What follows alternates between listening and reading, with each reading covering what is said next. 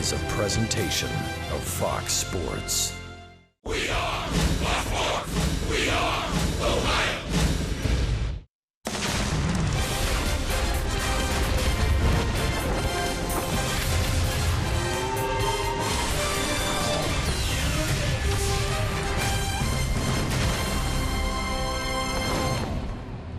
The season's still young, but tonight, for the third time already, the Pirates and Reds will square off in a series. It's Central Division rivalry baseball along the banks of the Ohio coming up on Fox Sports Ohio.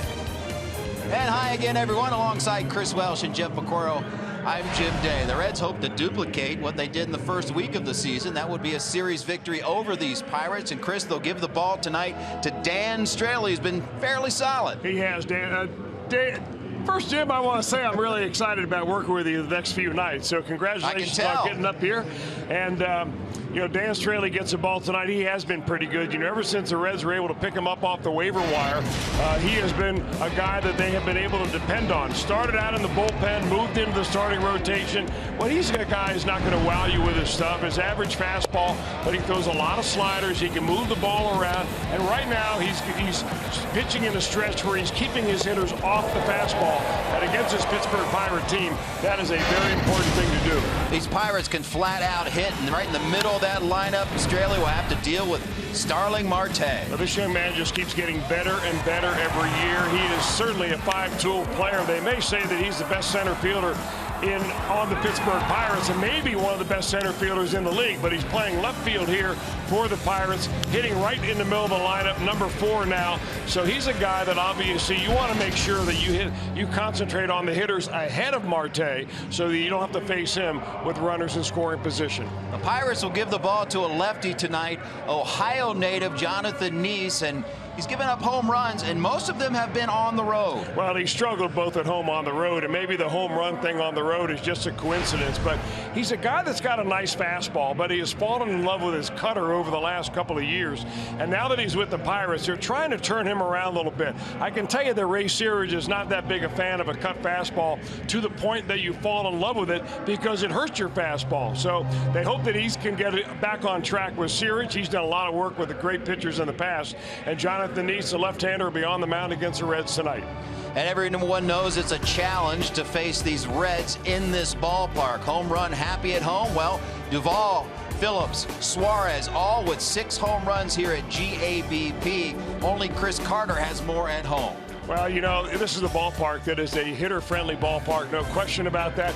Pitchers know that when they take them out. You just have to keep the ball down. I've yet to see a ground ball leave this park. Coming up, hitting in the clutch. How are those Reds faring? Better than you might think. Jeff Picoro has that story when we come back.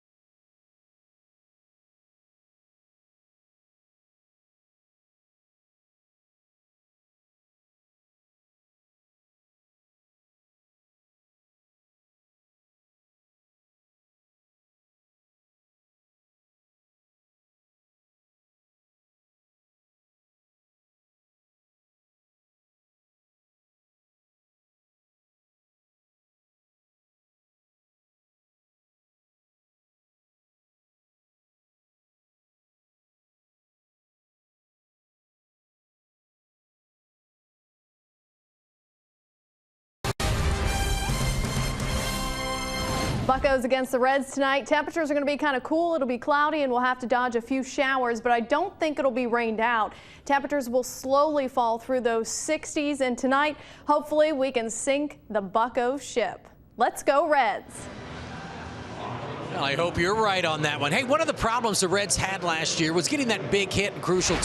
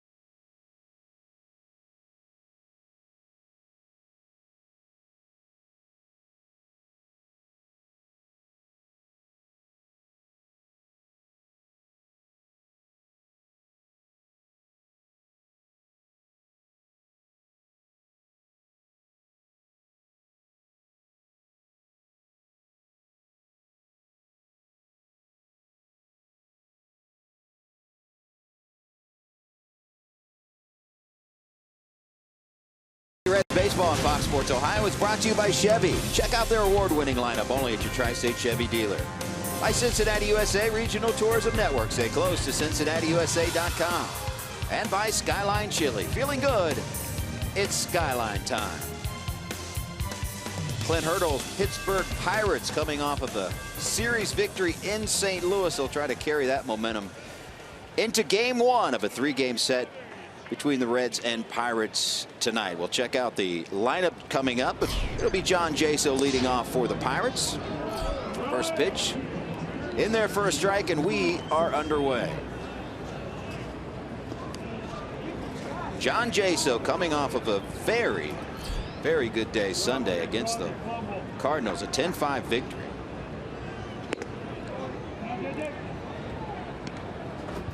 And he'll face Dan Straley, Chris, who's been fairly effective for the Reds at emergency start, and now he's seemed to be entrenched in the Reds rotation. Well, a couple of injuries gave him the opportunity, and he's really taken advantage of it. This will be the third time this year that Straley will have faced the Pirates. So anytime you're that familiar with the team, you've got to make sure that either you change things up a little bit or you're better at what you do. And in case for Dan Straley, that means hitting the corners with his fastball and using that slider when he gets ahead. That's probably what they'll do right here. He does and misses.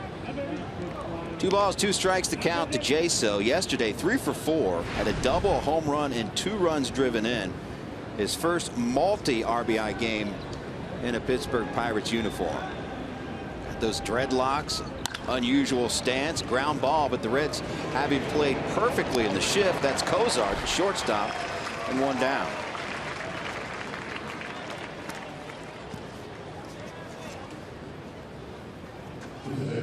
And here's your Pirates lineup as Andrew McCutchen steps in. McCutchen batting in the second hole, followed by Polanco, Marte. Francisco Cervelli will hang the signs tonight. Jung-Ho Kang, we'll talk about him. Recently returned from a horrific knee injury. Then it's Cincinnati's own Josh Harrison, Mercer, and Jonathan Neese. Andrew McCutchen, .238 hitter, 6 home runs, 13 runs driven in this season. Hard hit ball into left field.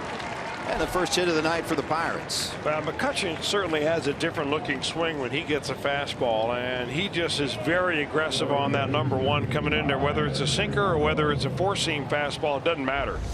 I mean, you've really got to either place it or throw it extremely hard to get it by him. He is right on that pitch. So McCutchen aboard, and Straley will go to work against Gregory Polanco. Polanco just one of 3 left-handers that are in the lineup. Of course, I'm including the pitcher Neese in that. But of the first 8, there are only 2 lefties in this lineup. So, you know, you would think on the surface that Neese, a right-handed pitcher, would have a little bit of advantage, especially a guy that relies on his slider as much as he does. Polanco seeking his first hit against Straley, 0 for 5. And seemingly coming into his own when they signed him to a long-term contract earlier this year. Seems to be turning the corner when you talk to those around the Pittsburgh Pirates team. Finally starting to see what they foresaw in the future.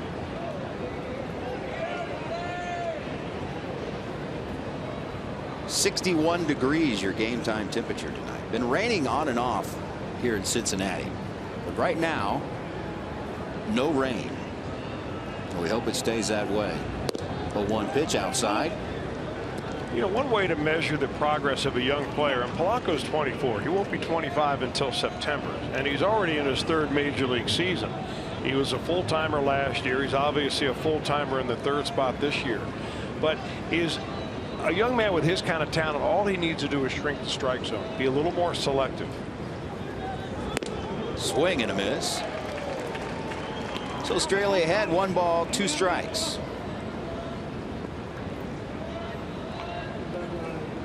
He's getting more walks already. Polanco walked 55 times all of last year. He's already walked 20 times this year. So the selectivity part of his game is getting better, and that's why his overall numbers are up. Swing and a miss. And as down goes Polanco. Talk about selectivity, and he chases a couple of pitches up and out of the zone. Let's check out our 4 defensive lineup for the Reds around the outfield. It's DUVALL, Hamilton back in there after a day off from the starting lineup. Tyler Holt starting tonight for Jay Bruce. Suarez, Cozart, Phillips, Votto around the infield. Hanging the signs for Dan Straley is Tucker Barnhart. So with 2 down in the inning, Straley will have to face Starling Marte. He's having as good a season as anyone. 8th in the league in average, .336, 3rd in hits, 1st in doubles with 13. He's got 15 multi-hit games already, and he'll steal a base or 2 as well. 2nd in the league in steals with 8.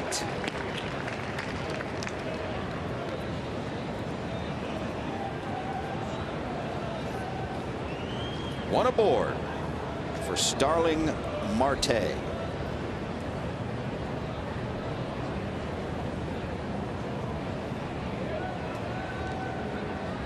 Playing Marte straight up. Really kind of interesting what Straley has done early in this ball game. His last game against the Pirates, and he's pitched 2 times and pretty well overall, 9 innings of 2-run baseball. But he threw a lot of sliders in his last outing. In this inning so far, it's early in the game, but he's relied almost exclusively on the fastball. And of course, then he throws a slider. But I mean, that's what I mean and meant earlier when you have to mix it up a little bit, because they've got scouting reports on you, they've got video, and they have recent history in their mind of what your release point is, what your timing is like, your rhythm, where you let loose of that baseball, and how you went about your business. 2-1 pitch, swing and a miss. That is the 4th high fastball that he has thrown by a Pirate hitter right across the letters. And his fastball is very marginal at best. I mean, 89 to 90 miles an hour. Just goes to show you placement is everything. And a little deception in there too. Brian Price called Dan Straley the Alfredo Simon of 2016. That he's got a chance to be a guy that was picked up off the waiver wire, was in the bullpen, was their long guy, and has now been put into the rotation and has so far been solid. We saw the same script with Simon a few years back with the Reds. That one out of play. Well, that'd be nice if he ended up having the same kind of numbers that Simon did a couple of years ago for this Reds team. Of course, the previous year for Simon, he spent the entire year in the bullpen, then was converted into a starter, and then traded. Straley knows what that's like. He's toiled in the bullpen a lot. He's also been a starter in the major leagues. Another foul ball. Marte stays alive. 2 balls, 2 strikes, 2 down here in the top of the first. They're all pretty small sample sizes, but Marte is the one guy in this lineup that so far this year anyway has done pretty well against Straley. 4 for 9. And you can see the way he's fouling off those breaking pitches that he's really not all that fooled. Maybe go back upstairs right here. Straley taking his time, about to deliver 7th pitch of the at-bat. Out of play again.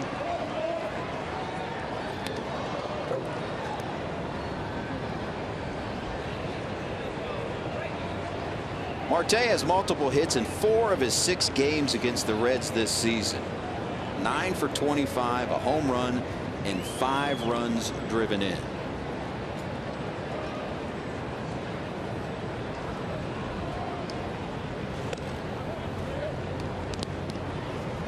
Straley really slowing down the pace here. Well, you know, facing the Pirates is a lot like facing the Cubs and a lot like facing the Giants. These are very patient hitters, and they foul off a lot of pitches, and they run your pitch count up.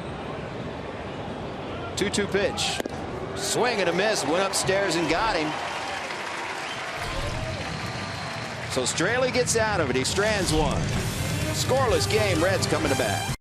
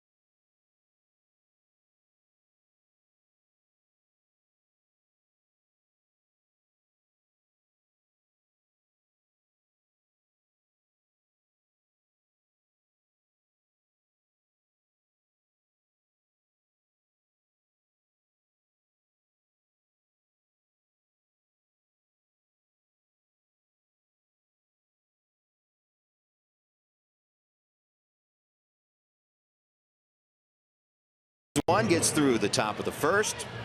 And here's how Brian Price will send him up tonight. Zach Cozart back in the starting lineup. He'll lead off and play shortstop. Billy Hamilton hitting second again. Then it's Votto, Phillips, Suarez, Adam Duvall in left. Tyler Holt getting the start tonight for Jay Bruce in right field. Tucker Barnhart behind the plate. He'll hit 8th. And Dan Straley, the pitcher, will hit 9th. Defiant, Ohio native Jonathan Neese on the hill, and he is a member of the Left-Handed Pitchers Association. Well, he is. He's 3-1 on the year. Earned run average pushing 6. Hasn't been a great go of it, although the wins and losses you can't argue with at this point in the year when you have a high earned run average. Pitch inside to Cozart. They're doing a little mechanical work with Neese. I mean, his peripheral numbers are not good. The number of home runs he gives up, the walks he's given up this year, way above his career average. And you know, it comes down to a point where you're trying to make some mechanical changes and you're trying to take what you do in the bullpen into the game. Very difficult thing to do, especially early in the season. Cozart with a drive to left field. Looking up is Marte, and it's gone. Leadoff home run, Zach Cozart.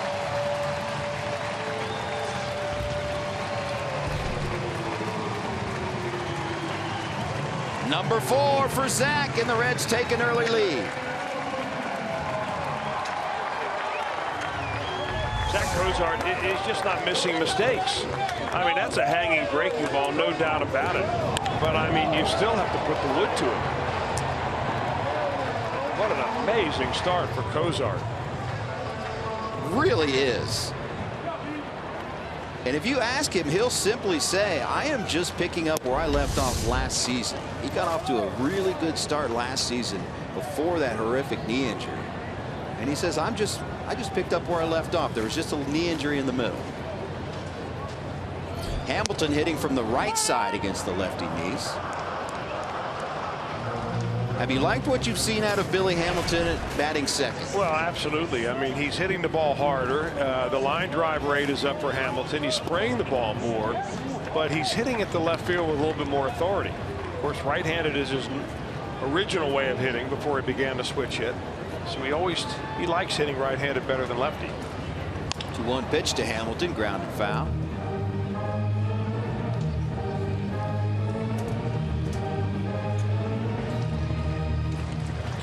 You watch Billy in batting practice, he certainly has a lot more pop from the right-hand side. That's very evident. Which is natural. Hitting side, as you said. In the air to center.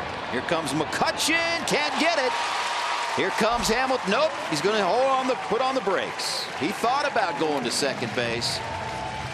But Polanco doing a good job of backing up that play, but it's in for the second straight hit against Neese. Well, if you're Billy Hamilton, you might be thinking, well, it's only a matter of time till I get the second anyway.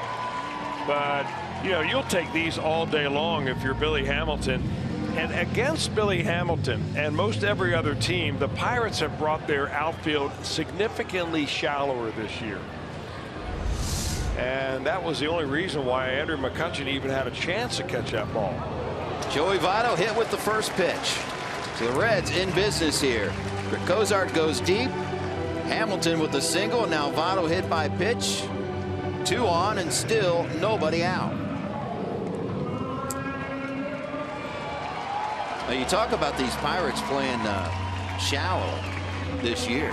They went as far as to spray paint dots in spring training in the outfield of where they want their outfielders to be positioned now. Well, Andrew McCutchen used to be one of the deepest playing center fielders. Well, of course, in their ballpark, it plays bigger than Great American Park, so it may have more of an effect when you're in Pittsburgh. But where Andrew McCutchen used to play was about 317 feet from home plate.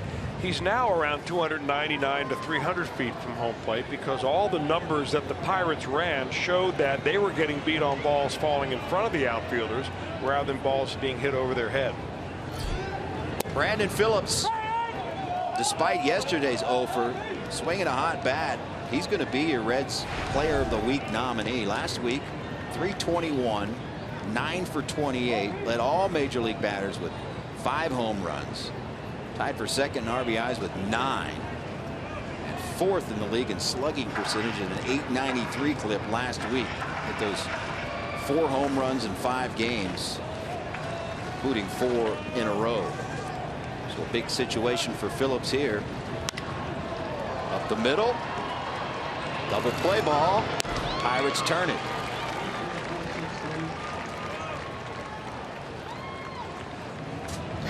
Check out the Pirates defensively, brought to you by Ford. Around the outfield, one of the best outfields you'll ever see.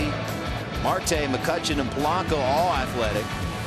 Jung-Ho Kang back at third base. Mercer, Cincinnati's Josh Harrison at second base. JASO at first. Cervelli behind the plate, and Jonathan Neese on the hill. So after the 4-6-3 double play, Hamilton's now at third base, 2 outs for Eugenio Suarez.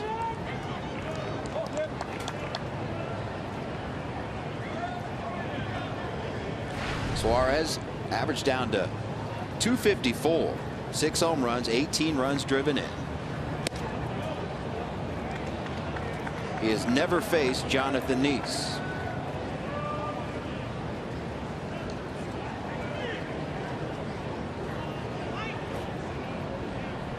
One pitch. Fouled off. Suarez trying to check his swing. Got a piece of it. 1-2.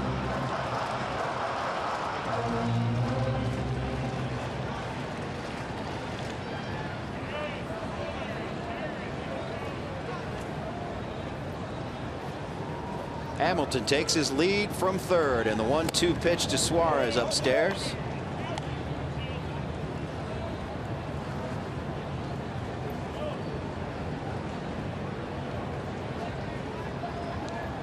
That's the Pirates closing out a 10-game homestand for Cincinnati. Swing and a miss. And Neese strands Hamilton at third, but not before Zach Cozart leads off the game with a long ball. Red shortstop gives the Reds a 1-0 advantage.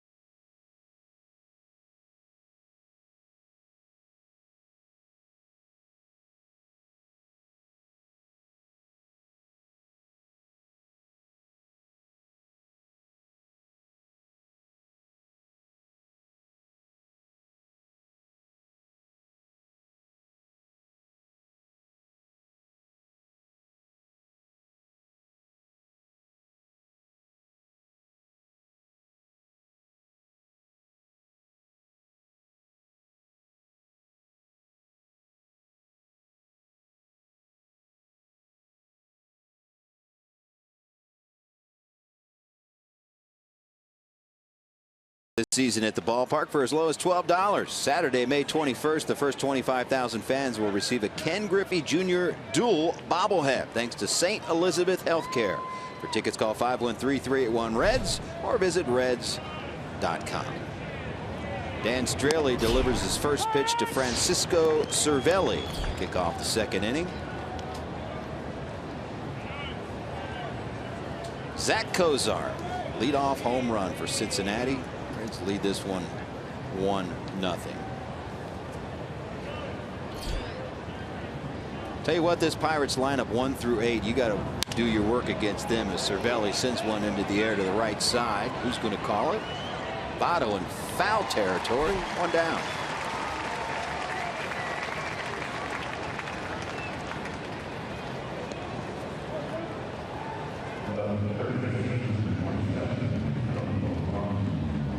Pittsburgh Pirates got off to a somewhat of a slow start, particularly on the road.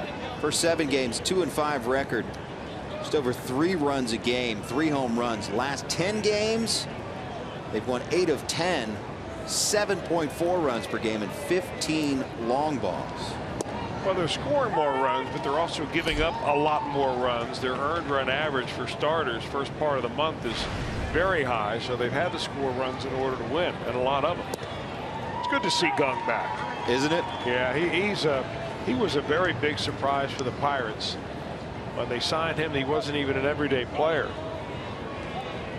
A veteran of the Korean League, he played shortstop, injured with a leg injury on a takeout slide last year, but I'm glad to see him back in the major leagues. Well, he's back, but this time takes a seat as Straley locks him up. You know, one of the keys to Straley's success is that, first of all, he's throwing the ball on the corners. That's the number one. But number two, I don't believe he's really giving the opposition all that much credit.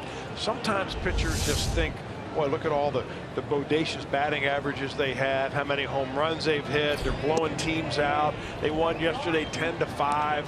You know, and then you start pitching tentative and you get into hitters' counts, and then they do damage. But he's just going right after him. Josh Harrison fouls it out of play. I was impressed with a guy like Tim Adelman, who came up here and just was pumping first pitch strikes. Same formula. A lot to learn from these guys. Easier said than done, I know. However, throw strikes. 1-1 pitch to Harrison into center field. Easy play for Hamilton. And a 1-2-3 second inning for Dan Straley. Reds on top, 1-0.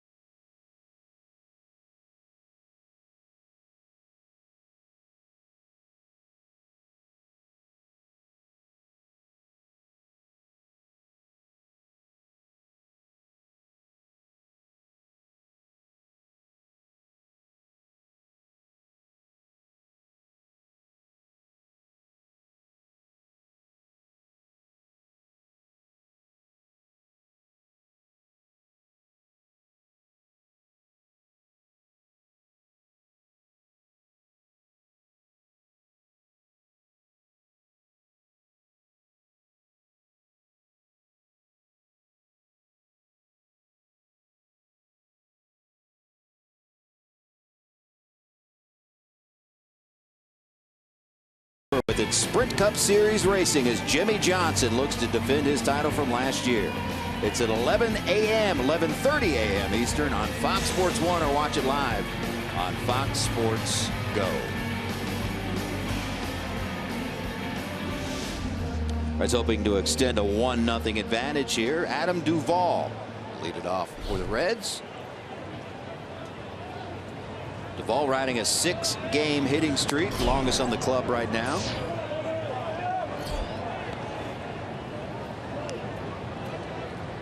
Facing Jonathan Neese for the first time.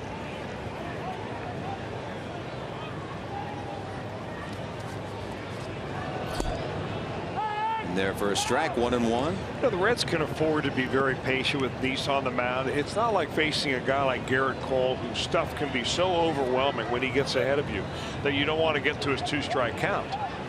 But Neese has got a very modest fastball. Grounded to Gum. Across to JASO, 1 down. And he relies really on the hitter getting himself out by making good pitches rather than blowing the hitter away. So with a guy like that, you can work him into counts, especially given the fact that he's had a hard time controlling the baseball this year. His walks are way up. And that's one area where the Reds have really lacked in trying to take walks. They are last in the National League in the number of walks received. That's the breakdown on Deese. He throws just about 60% fastball. That's about major league average. Tyler Holt faking a bunt. The cutter combination is the one thing that Ray Searage would like to see him get away from, because if you throw that cutter enough, it'll hurt your fastball. Hold in there for Jay Bruce today. Bruce getting an off day against the left-hander. Base hit. Beautiful bunt. Tell you what, he's one of those guys that just does the little things like that. He continues to impress you. He's one of those ball players that you just grow to like. Tyler Holt. I'm a little surprised, really, that Gung at third base is playing as deep as he was. So Holt takes advantage of it. He stays in the batter. Look how still he is when he bunts the baseball. Well, particularly since he squared around the first time and faked the bunt. First pitch. Came right back with the perfect bunt past the pitcher. First bunt hit for Holt. Second for the Reds this season. And that is only the second bunt hit the Reds have had all year long. That gets them out of tied for last in the National League in that category. If you would have told me that before the season started and told me that Billy Hamilton's going to play mostly in center field, I would have been surprised at that. Yeah, it's not like they're teams that have 20 bunt hits already. Okay, the Rockies are leading the league. They have 8. So, you know, the bunt hits are not that much in favor, but you would think that the Reds would have more than one coming into this game. Tucker Barnhart in there, the man on first, into right field. Polanco's got it. There's that playing shallow again. Had it played perfectly.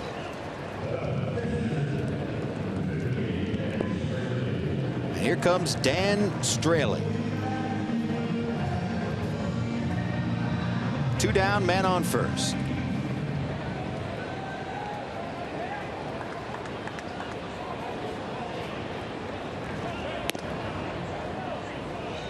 Straley really hugging the front end of that batter's box.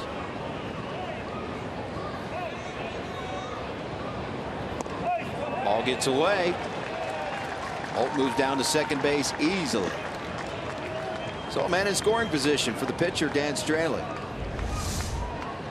Well, wild pitcher pass ball. Interesting, because we covered this yesterday with the official scorer Ron Roth, and he's up in the official scorer seat right now, and he awards a pass ball to the catcher. That ball was inside the 53-inch circle of friendship.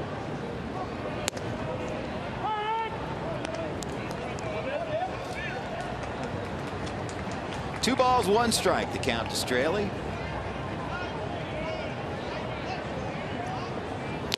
Swing and a miss. So you just punch one into the outfield right here. Holt's got the speed to score on most anything into the outfield. It's a really hard hit ball. Puts it on the ground to second. Easy play for Harrison. And the Reds strand a runner. We're through 2.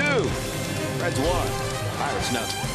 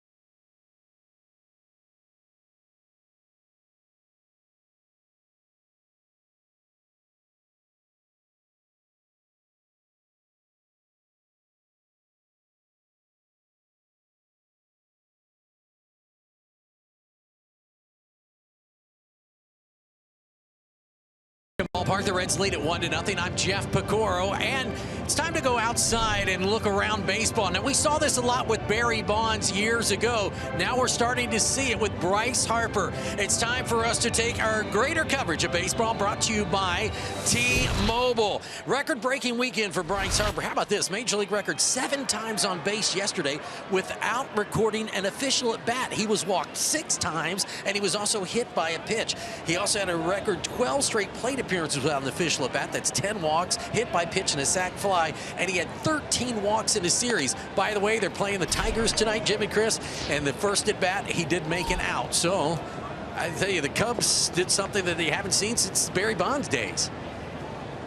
He saw 27 pitches and never swung yesterday. All right, now let's talk about something that's important. That's unbelievable. Who won the ball game? Cubs won 4-3, right? Yep. So Joe Madden will walk it. It's just like they used to do Barry Bonds. I know that we're going to talk about, you know, one individual players and his accolades and how he has done this and nobody's done it before and so on. But the bottom line is the bottom line. Yep. You don't get to the World Series by having one great player have an MVP year. You get there by winning ball games. You do what you got to do. But I tell you what, the fans don't pay to see Bryce Harper walk 6 times. On the flip side, that's what people are going to argue. I want to see Bryce Harper hit. I don't want to see him walk. So it's a fine line he walked, but I get it. It's all about winning. All about winning.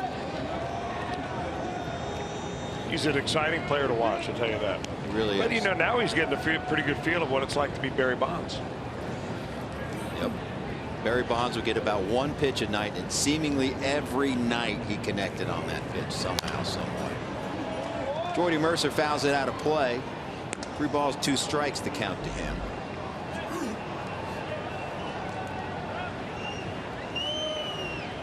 Mercer batting 8th.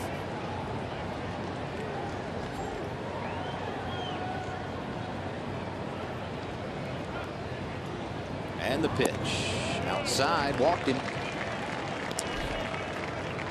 First walk given up by Dan Straley. I'll bring up the pitcher Jonathan Neese, who they call Jonathan Neese the Joey Votto of hitting pitchers. He likes to take a lot of pitches. None of his 11 plate appearances this season has ended in fewer than 3 pitches. Meanwhile, 6 have gone to 6 pitches or more, including a 9-pitch at bat as a pinch hitter in a 13-inning marathon against Arizona. So he has the Joey Votto approach as a pitcher, but this time probably going to be asked to bunt that guy over. Well, the Reds certainly think so. They've got the corner infielders charging hard. Votto is very close, and so is Suarez at third. But if you've got a pitcher that good at hitting, you know, he could fake a bunt, do the butcher boy play. So you do have some options if you're Clint Hurdle. Suarez and Votto charging. There he is, swinging away. It's a pretty good swing. So if you're Straley now, you get a strike on him and you start pitching him like he's a real hitter. You know, if he wants a bunt, fine, but he's going to have to bunt a pitch maybe up and in. He's going to have to bunt a slider down and in. You know, you just can't groove it to him and say, okay, we're going to give you a chance to make an out. Straley keeping his eye on Mercer. Now brings it. Gets the bunt down. Barnhart calls off Suarez. Credit the sacrifice to Neese. And the Pirates have a runner in scoring position.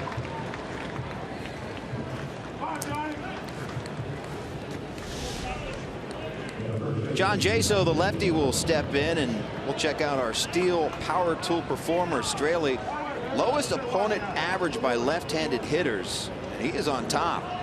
Hitters just hitting 106 against him. He's the only right-hander in the top 5. How about that?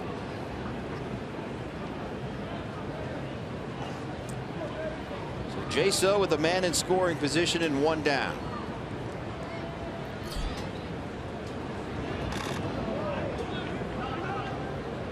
I think he'd look good with that dreadlock look JASO's got going. Takes a while. Would you say when the Giants were here, Johnny Cueto hasn't cut his hair in 6 years? Well, he told me last year was 5 years. Wow. So it does take a while.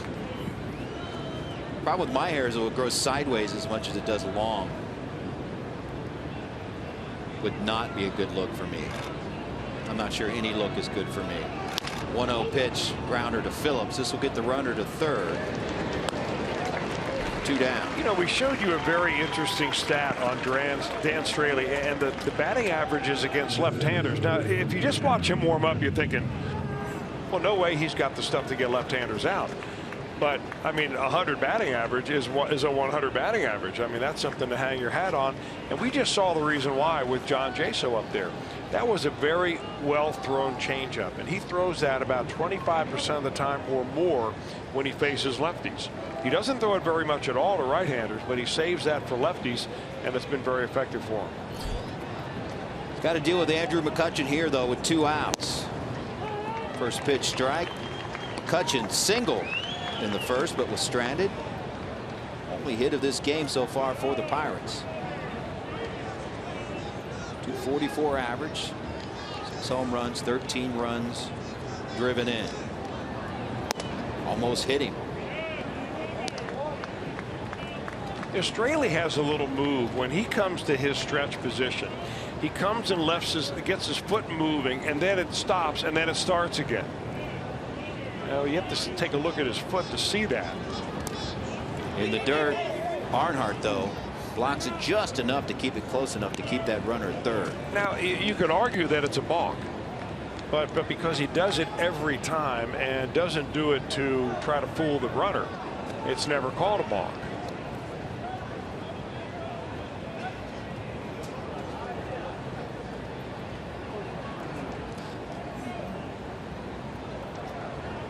Take a look down here at his feet, and when he gets that stretch position, he comes now, and then another little movement there. Now, if you only do that every once in a while, you're going to be called every time for a balk. Take one more look from the side. I could see how that, like you said, if you don't do it very often, that they would call a balk on that, but he does it every single pitch. Check swing. No swing. Says first base umpire Jeff Kellogg. Looks like he held up. John Tumpane calling balls and strikes behind the plate. Jeff Kellogg, as I said, at first. Mark Wegner at second. Alan Porter down at third. 3 balls, 2 strikes, 2 outs. Grounder to Kozar. He's got it. And Straley strands another. Reds will come to bat with a 1-0 lead.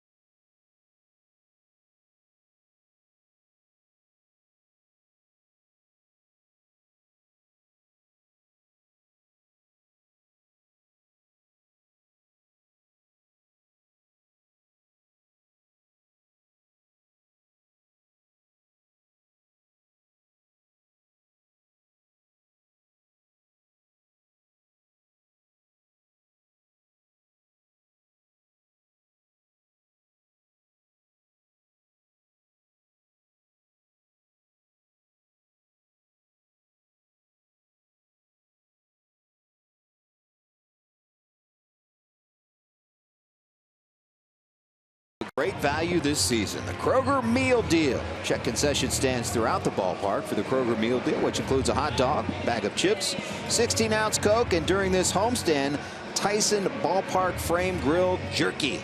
Make sure you get your Kroger meal today.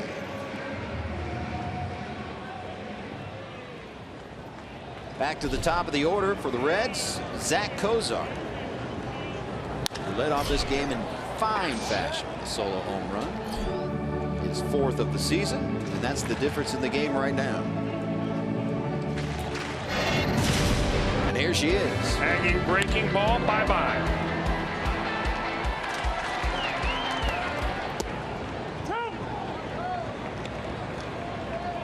Knees quickly ahead, 0-2. Average now at 351. In the air to left. Tay's got it, 1 down. Kozar with his 2 at-bats should once again qualify amongst the league leaders in average. Not starting yesterday. Didn't have enough minimum plate appearances to qualify. Needed 2 tonight to get back in that race. And he's amongst the leaders in that category. Reds love what they see so far out of Zach Kozar. Here's Billy Hamilton. Singled in the first. Well, the Pirates are really challenging Hamilton, especially in right field with Gregory Polanco playing very shallow out there. Ground ball to the right side, past JASO into right field. So Billy 2 for 2.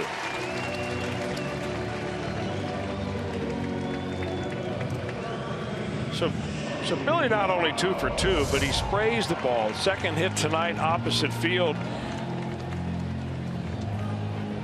And you'll take that all day long.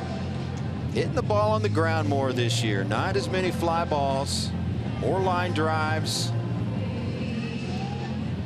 Inching closer and closer to what the Reds hope he would become. Let's see how crazy he drives Jonathan Nice here. Although Nice, left-hander, obviously tougher to steal off. First pitch swinging is Votto. Gung knocks it down nicely, and that is a big league turn right there. A 5-4-3 double play. Mercy. Gung with a big play.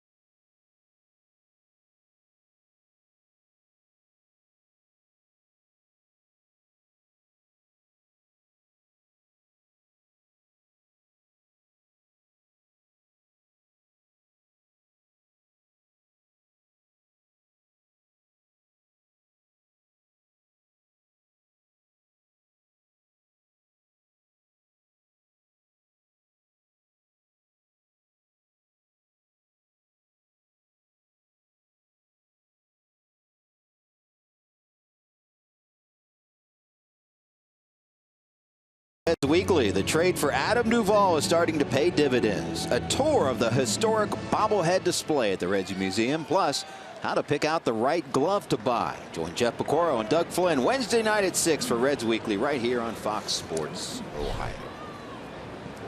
Sitting alongside Chris Welsh, I'm Jim Day. Thanks for joining us for Reds baseball tonight. First of 3 against the Pirates. as Gregory Polanco digs in against Dan Straley. First pitch foul. If you're scoring at home, that double play to end the third was a 5-6-3 double play. The Pirates had the shift on against Votto, so that went third to the shortstop to first base. 5-6-3. And here it is. First pitch swinging. Votto hits it hard. Nice stop by Gong at third. In fact, that ball found him.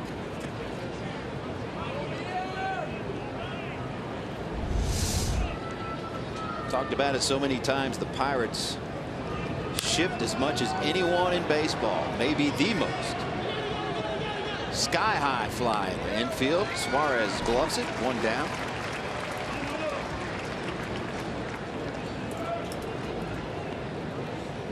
Dan Straley keeps rolling along, and what a story he is. He's been told most of his athletic life that just you can't do it.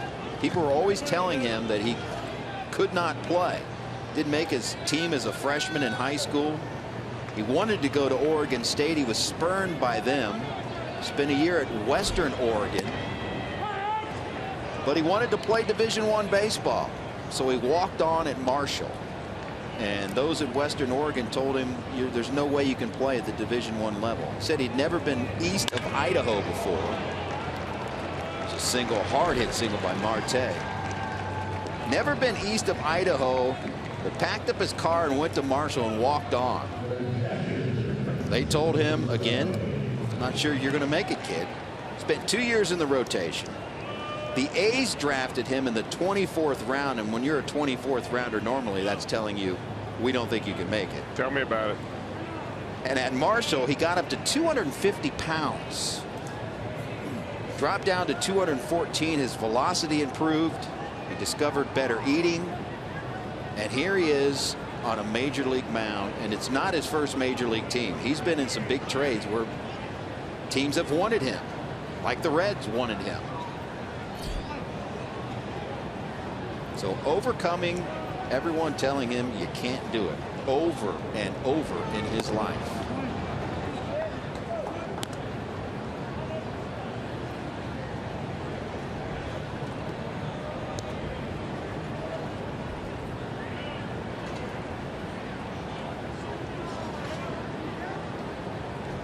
You know what it's like to overcome those odds. I do, and you know the key is when you're a college player, you're drafted down, 20th round, was 24th one year, 21st the next year. You got to get out of A-ball, or else you'll get lost in the shuffle. Yeah. I mean, now teams have 3 or 4 different A-ball teams, and you got to distinguish yourself somehow and start moving up the ladder. And for Straley, you're right. He's been involved in some big-time trades. In fact, he was traded from the Cubs to, I think, the Houston Astros in a deal that included Dexter Fowler. Right. Started with the Astros, I think, this year in spring training. Then he ended up going to in a trade for Eric Kratz to the San Diego Padres. And then right before the end of spring training, he wasn't going to make the Padres team. So they put him on waivers, and that's the Reds came in and picked him up, put him in the bullpen, pitched well out of the bullpen, a couple of injuries in the rotation, and here he is as a starter.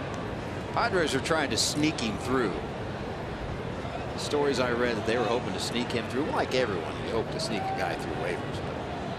But Reds were right on it. I always wonder really what they mean by that. Like, sneak it through. Let's do it in the middle of the night when everybody's sleeping.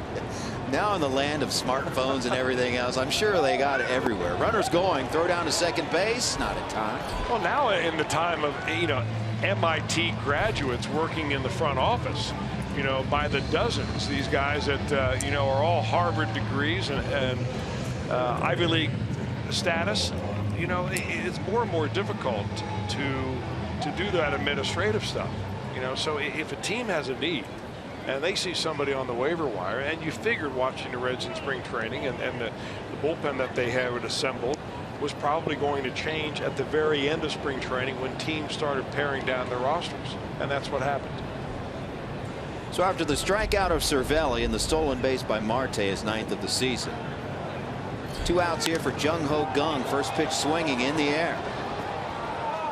Barnhart's got room and has it. Straley strands another. Reds hold on to a 1-0 lead.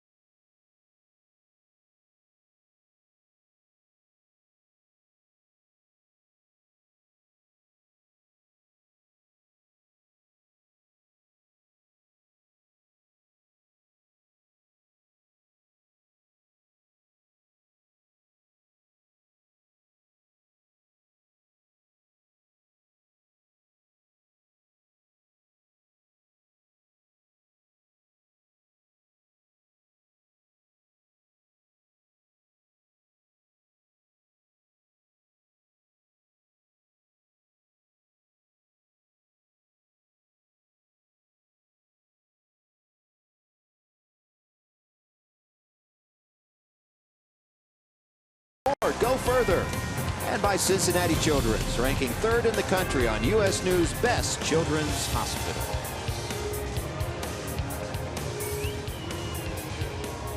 We're at Great American Ballpark. Bottom of the 4th inning. This is with a 1-0 lead as Brandon Phillips will lead it off for the Reds. Phillips hit into a 4-6-3 double play to end the, or not to end the first, excuse me, in the first. And he has had his success against Jonathan Neese in his career.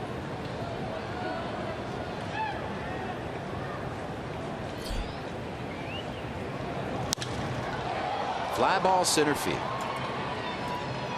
Cutchin there, 1 down.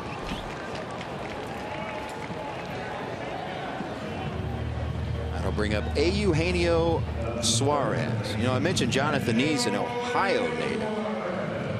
Defiance, Ohio, to be exact.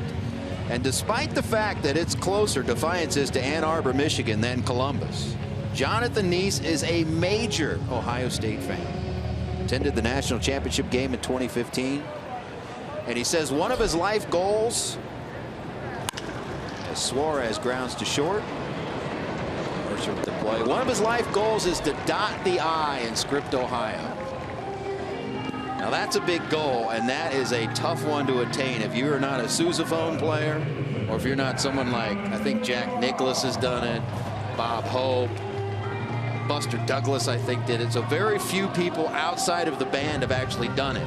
Well, the question I have, has Tom Brenneman ever been able to dot the I? Oh, I mean, he and Herb are could you imagine? Close, like, you know what? Brothers. If anyone could get it done, Tom could. Might take a sizable donation. Well, he's got the bankroll to do that probably too. But he's got that friendship with Herb. Urban Meyer's his guy. He might get that done. Tom might even be watching tonight at home. Tom, he might be on the phone right now to Columbus. Well, if he's watching at home, we send our best wishes to him. He'll be back in the saddle here in not too long, from what I understand. So, Tommy, get well. We'll see you soon. Yeah, you never know who they're going to call upon to sit in this chair.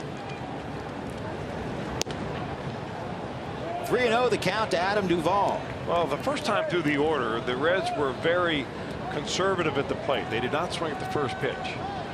But second time through the order, 4 of the first 5 have, and they've been much more aggressive. Now Duvall takes, and he works finally a 3-1 count. First 3-ball count. Bernice against these Redlegs.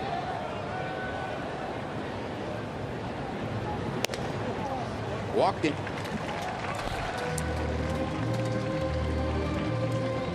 And for more on Adam Duvall, let's send it down to Jeff Pecora. Vic? Well, thanks a lot, Jim. You know, Mother's Day the other day, everyone was wearing their pink, and they used the pink bats. Well, one thing Adam Duvall did that separated him from everyone else is hit a home run. So he took that bat, signed it, and he sent it to his mother. Now that, my friends, is a Mother's Day present right there. That's good stuff. Just got to make sure that none of the youngsters get that bat. Need to put a frame around that bad boy. Don't want to end up like Tom Browning's perfect game ball. Tyler Holt fouls one out of play. Don't know that story. He put it on the mantle. The kids were looking for a ball to play with. They took that ball down, took it out back, and ended up in the woods somewhere. He has no idea where the ball is. So the keepsakes like that, you better properly frame them, put them somewhere where someone can't get to them. No batting practice with that pink bat.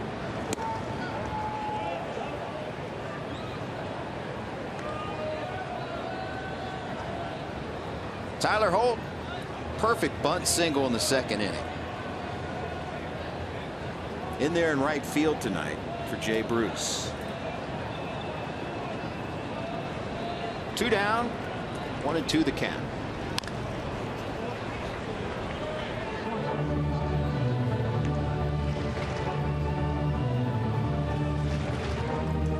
So far, so good on the rain. It was raining periodically throughout the day. In fact, it shut down the Pirates' batting practice. Reds got to hit on the field.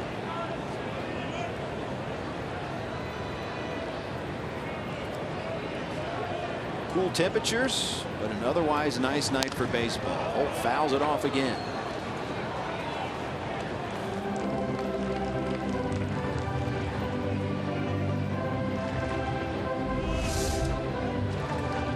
Can you explain this to me?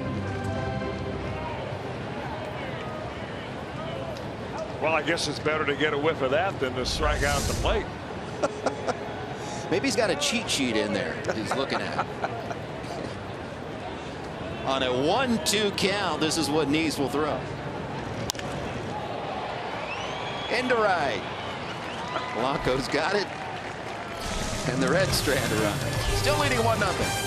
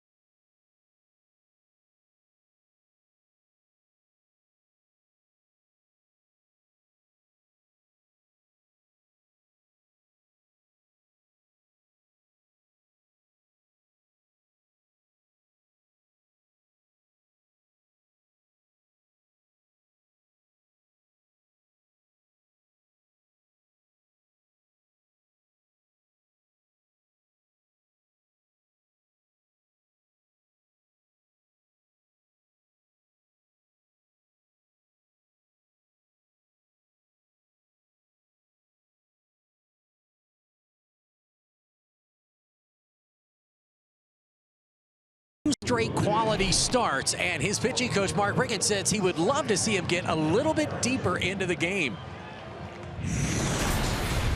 He has to keep his pitch count down, attack the hitters a little earlier in the count. We don't like any 5 or 6 pitch counts. He has the weapons, just going after the hitters a little bit earlier in the count to make contact.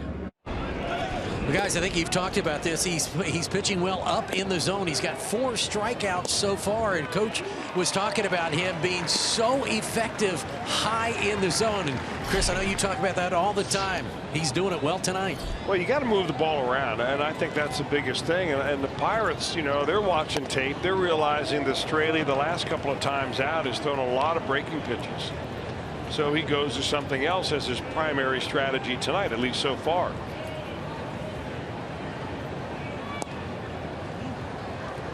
Josh Harrison in there, flew out to center in the second. 316 average. Home run, 17 runs driven in.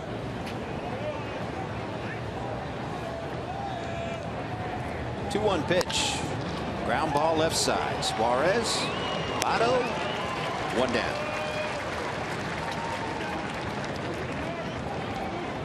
Talk about this Pirates hitting team.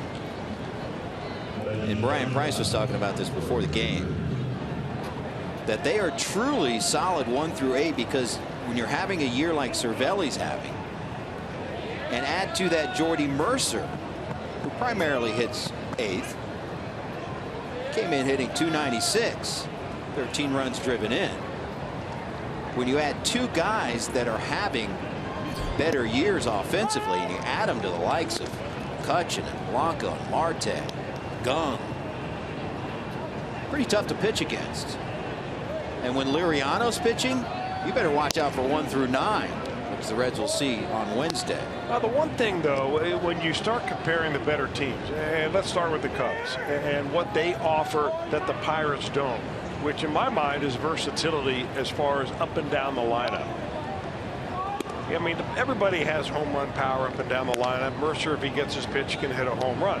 But the Cubs have a much better blend of lefties and righties along the way that can really do some damage. And whereas I said earlier, you know, there's really only 2 left-handed hitters in this Pirates lineup. And you get a good right-handed pitcher with a nice slider working some night. And this lineup is going to have to rely very heavily on, you know, the likes of Gregory Polanco and John JASO.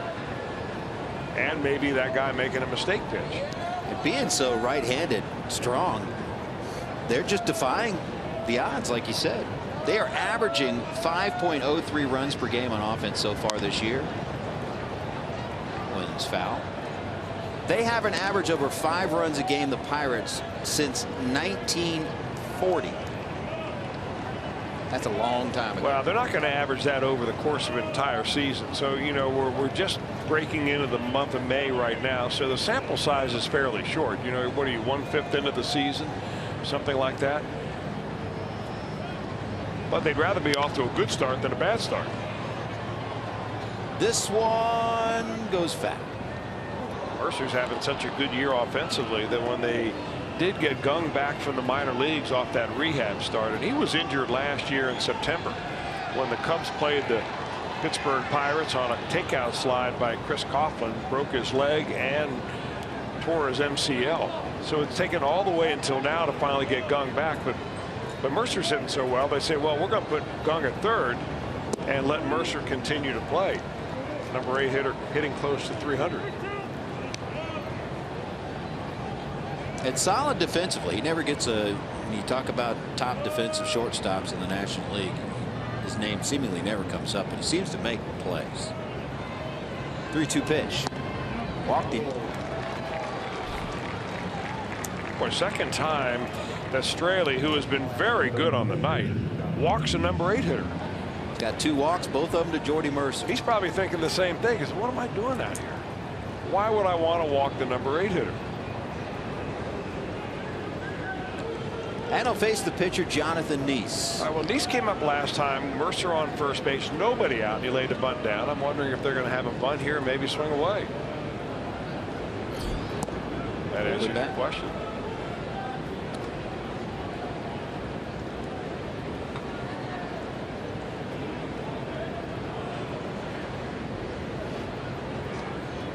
Getting the signs from third base coach Rick Sophia. Second season over there, third base for the Pirates. Before that, he was the first base coach. Identical at bat First time Denise was up there, faked the bunt, first pitch, second pitch, swung away. Well, if a pitcher can handle the bat, I think what normally happens is that they tell him don't bunt into a trap. So either bunt down the first baseline, or if you feel like you get a pinch and that third baseman is creeping in on you, you go ahead and let it rip. Squaring around a bunt this time. See if he stays with it. Lays it down. Suarez has a shot at second, and they get the runner there. Nice play. Heads up play by the Reds third baseman to cut down that lead runner. Well, they were playing very aggressive defense anyway, and Suarez, look where he's playing right here. One hop, he's going to get this ball, or very close to it, and doesn't even think about it. Knows he's firing to second base. Keep in mind, Mercer can run a little bit. So if he's had it to do over again, he probably aimed that bunt down the first baseline where there was nobody charging. 5-6 on that play as Cozart handling that throw to get the lead runner. So with 2 down, here's JASO. JASO's grounded out twice. Once to shortstop, once to second base.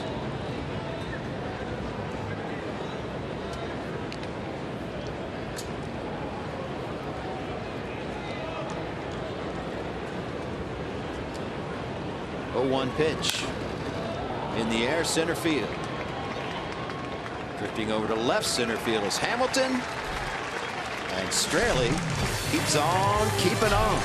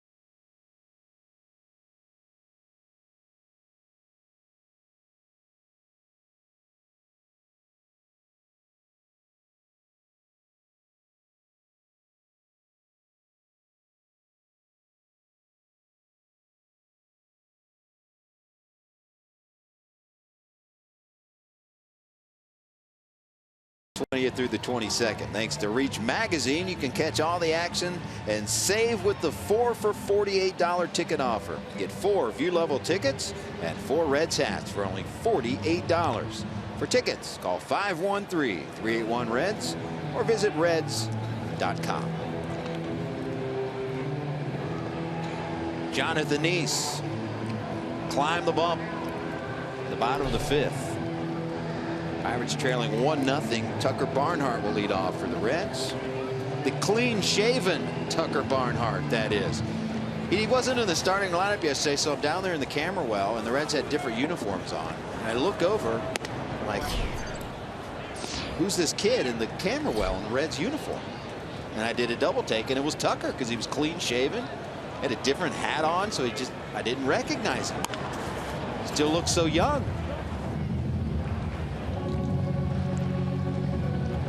Looking good.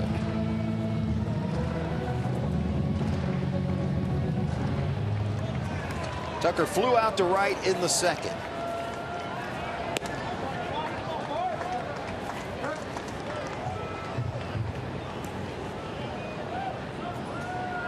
Two balls, 1 strike.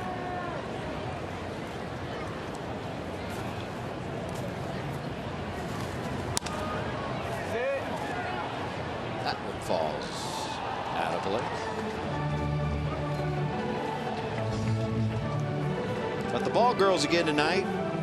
Like to see that. Sometimes you make the play and sometimes it just evades you. You know what? He still gets the ball though. E for effort and the ball for your effort. You know, I don't know whether it's just hanging around Zach Cozart a lot, but the rest of this Reds ball club tonight, every time they have swung the bat against Jonathan Nice, they have made contact. Now they've hit a lot of foul balls, but they have not swung and missed yet. Of course, you know what the streak was that Cozart had at the beginning of the year. Flying right at Mercer. Hit it hard, but an atom ball and one down.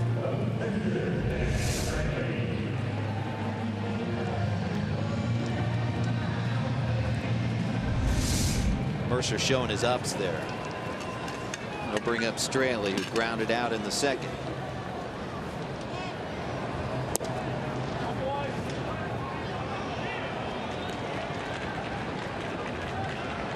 Now, Gung at third base is giving Straley just about as much room as you can give if he wanted to lay one down.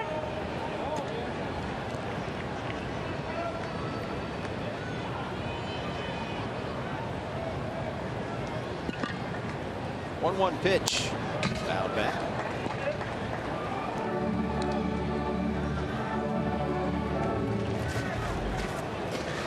Any hands to that kid down there?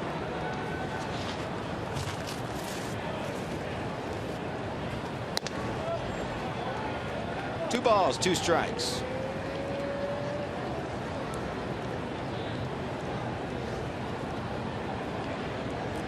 Two pitch. Check swing, but got him. Second strikeout of the night for Nice. If a Red hits a home run and it hits the Toyota sign during tonight's game, Dale Brinkman from Batesville, Indiana will win this beautiful new Tundra on display at GABP. Register for your chance to win at an upcoming game by seeing your Cincinnati and Northern Kentucky Toyota dealers.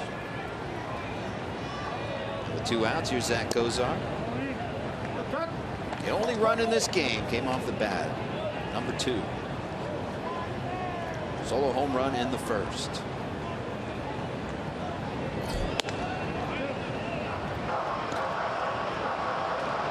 Cozart ahead 2-0.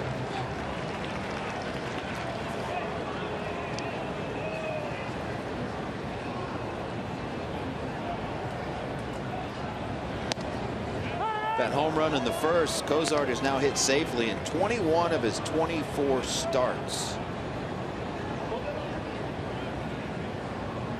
And the 29th home run at home. That is the most in Major League Baseball this season. So if you live in a homer-friendly house like Great American Ballpark, take advantage of it. The Reds have done that so far.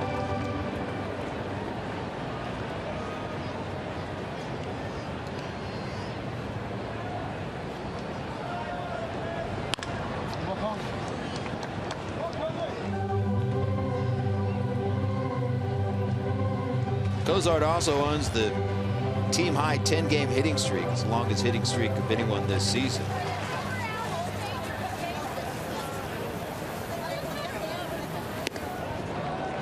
Swing and a miss, and Nice gets him.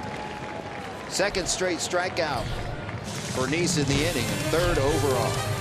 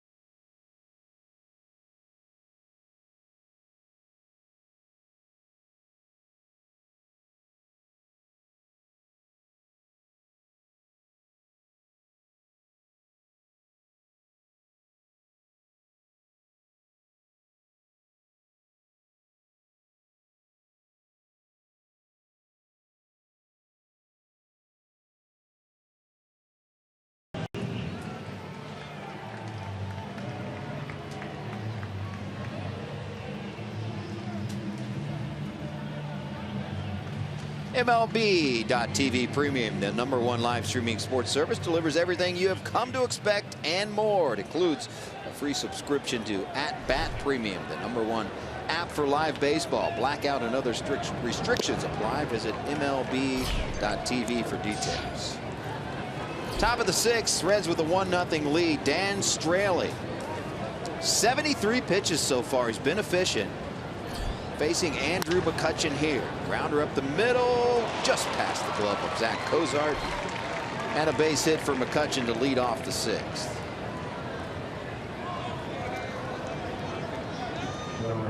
Now, McCutchen has had both hits the Pirates have had so far on the night. That was an excellent pitch that he hit right there. Just a little overspin. Got it by Cozart at shortstop. So now Straley will deal with Gregory Polanco.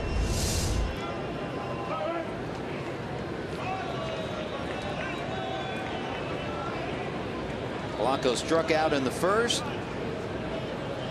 popped up in the 4th. Hit a 3-run home run yesterday. His first home run with a runner on base since July of last season. And his first 3-run home run since June of 2014.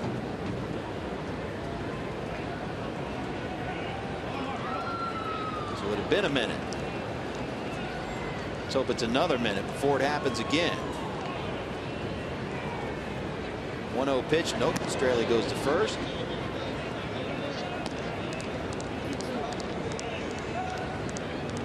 McCutchen has just 1 steal on the season.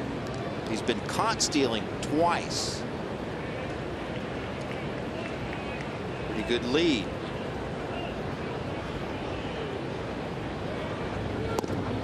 Inside.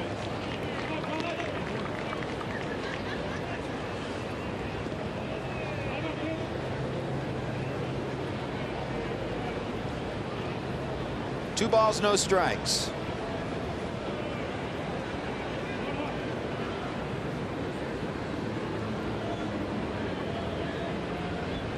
Straley to the plate. Check swing. Outside. 3-0. Green light him here? Absolutely. You look at number 3 man in the lineup right here, and you know, you just want him to be comfortable, and swinging the bat is where he is most comfortable.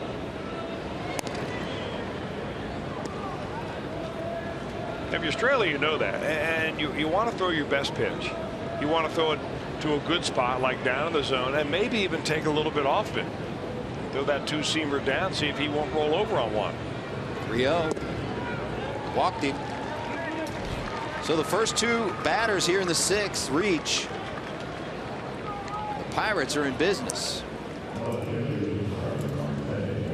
3rd walk of the game for Straley. It's only the 2nd time in this ball game that either team has had a couple of runners on base. The Reds had it going on in the 1st inning. Pirates now, first 2 have reached here in the 5th.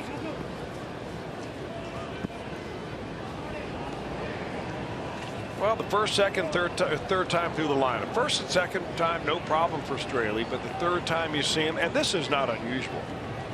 Batting averages normally go up on most pitchers the more you see hitters. He'll face the cleanup hitter Starling Marte. Struck out in the 1st, singled in the 4th. First pitch strike.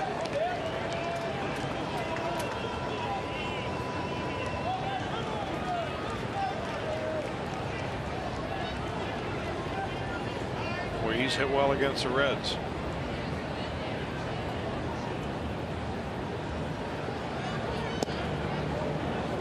Outside, 1-1. Runner on 1st and 2nd, nobody down. Here in the top of the 6th. McCutchen takes his lead from 2nd. Polanco from 1st. Straley dealing. Into left field. That'll be a base hit. They're going to hold the runner at 3rd.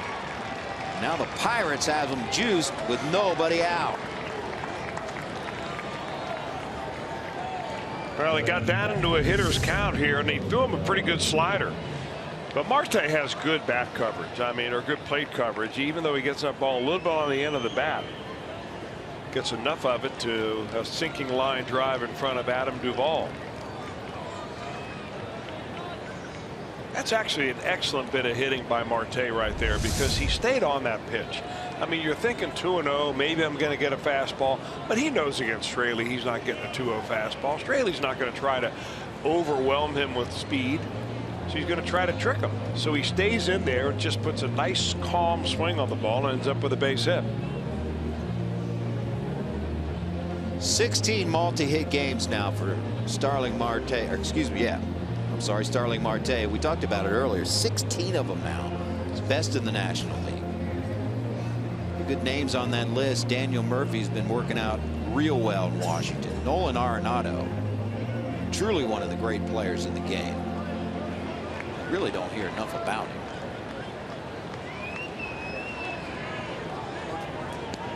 Pirates, though, hitting just .205 with the bases loaded. See if that works to the Reds' advantage here. As Francisco Cervelli steps in, bases loaded, nobody out.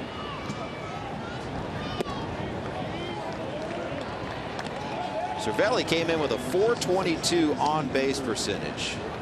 That is far and away tops for catchers in the league.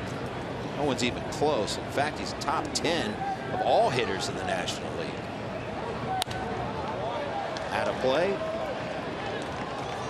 When you have a catcher getting on base with this frequency, the guy's hitting around him.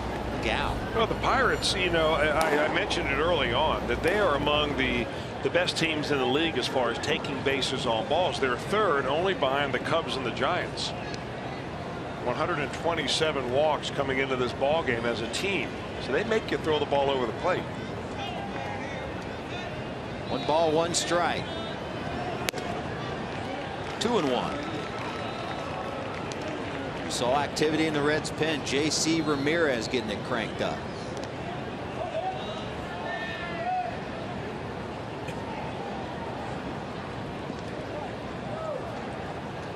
.84 pitches now for Straley. 2-1. Out of play.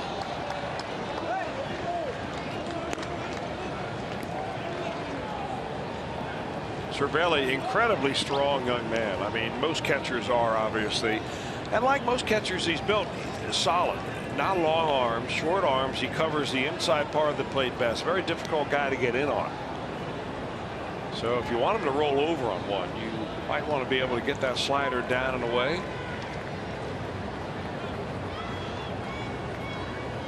Looks like that's what they're going to try to do. 2-2 pitch in the air to center. It's going to be deep enough to get McCutchen home from third and probably advance the runner from second. Indeed. So the Pirates have tied it up at 1. Cervelli gets the job done.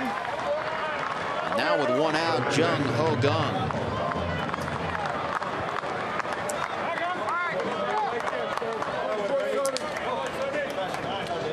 Well, if you're Dan Straley, you're thinking about damage control now. I mean, if you only give up 1 run out of a bases loaded, nobody out situation, you're beating the odds right there. So you're thinking about a double play here out of Gung.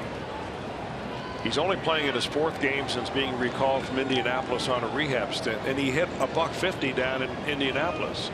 So he's not coming up here right now exactly on top of his offensive game.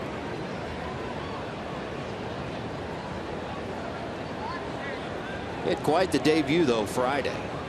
2 home run performance against the Cardinals.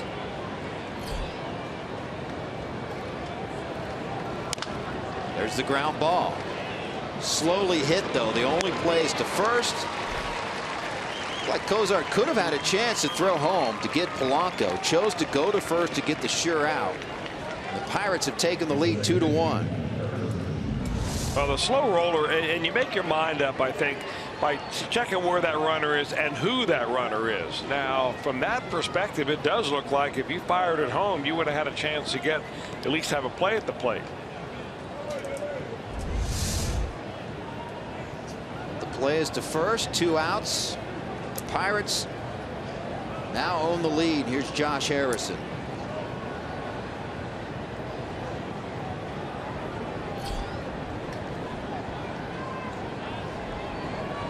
First pitch strike.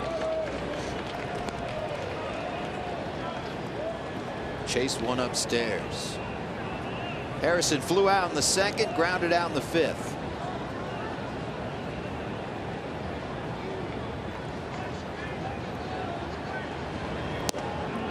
Just outside. 1-1.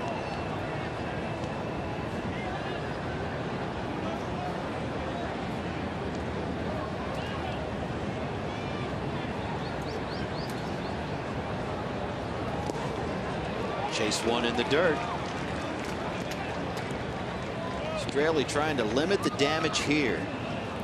Bases loaded, nobody out. Pirates have played it 2. Now Starling Marte out there at second base.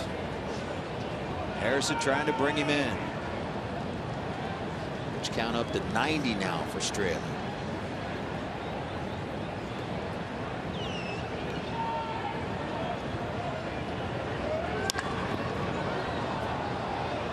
Adam Duvall.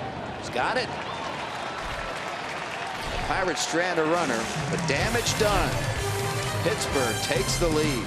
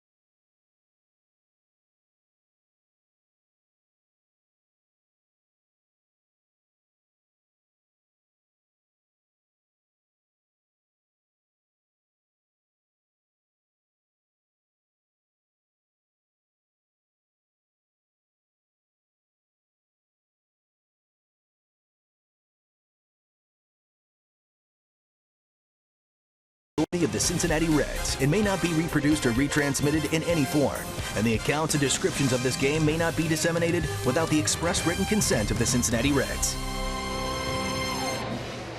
Hey Reds fans, if you can't watch the games on TV, you can now stream Reds games live on your mobile device. Just go to your app store and download the free Fox Sports Go app. Log in and stream the Reds wherever you go. And Matt, my friends, is a cool addition to the arsenal. Being able to stream those games on the Fox Sports Go app. Billy Hamilton leads it off for Cincinnati here in the 6th. Working on a 2-for-2 night.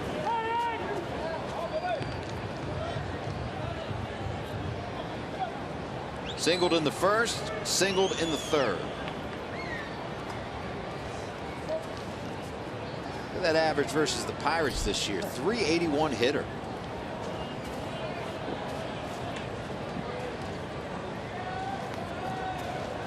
1-1 pitch from Neese into center field. It's time McCutcheon's got it. Votto will step in, and he's the focus of tonight's IGS Bringing the Energy. First 16 games, un-Votto-like. 172 average. 7 runs driven in. Last 16 games, though, heating it up. 294. 12 runs driven in, and a .490 slugging percentage. What you see right there that I circled was the .414 batting average on ball in play, and that goes up the more line drives that you hit. If you hit pop-ups and ground balls, your balls in play are going to be lower than league average, which is around 300. So if you're over 300, you're doing pretty good at that. Sometimes it's a luck factor, but it's also a factor of how hard you hit the baseball. That's really the indication for Joey Votto heating up. He's hitting it harder. His career average in that category is 356.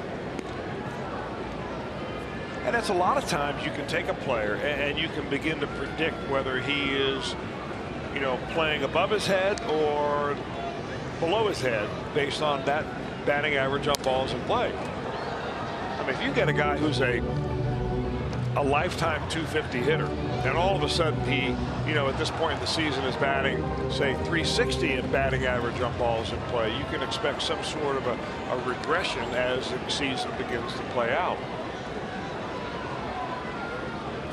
2-2 pitch. Left field. Is it deep enough? It is. Goodbye. Home run, Joey Votto.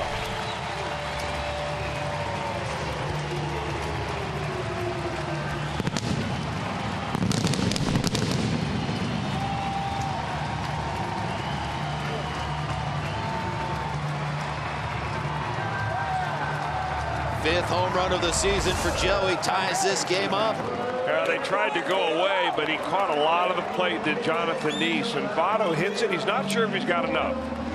He hits it hard, and he hits it right down the line and sneaks it right in there over the 328 mark.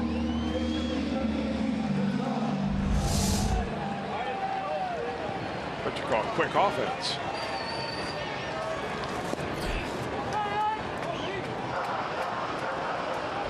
Got to look back at the jump. Here it is again.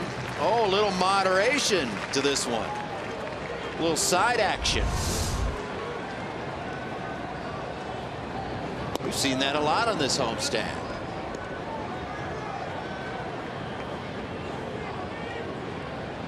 So big one for Votto, and we are tied at 2. Phillips looking for his first hit of the night.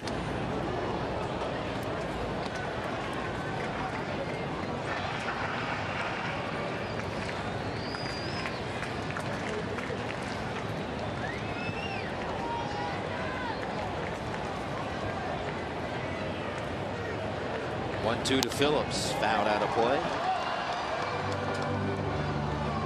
You know, when it's a damp night like this, that smoke from the fireworks just lingers. Right now, lingering over the first base side of GABP.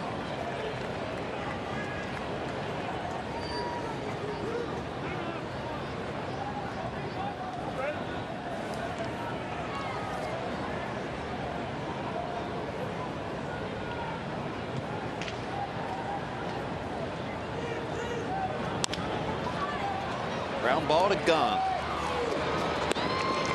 One down. It's going to be 2 down.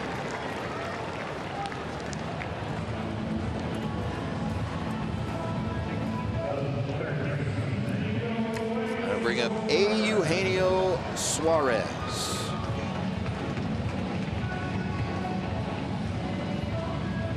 Suarez seeking his first hit of the night. Struck out in the first. Grounded out in the fourth. 308 hitter versus the Pirates this year. Up to that fast start did Suarez. Has certainly cooled off since. Reds would love to get him going again. Average down to 250.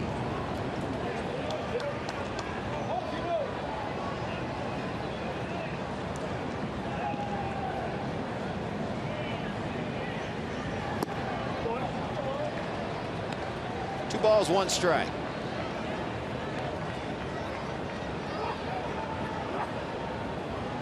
Suarez on the homestand now, 4 for 22.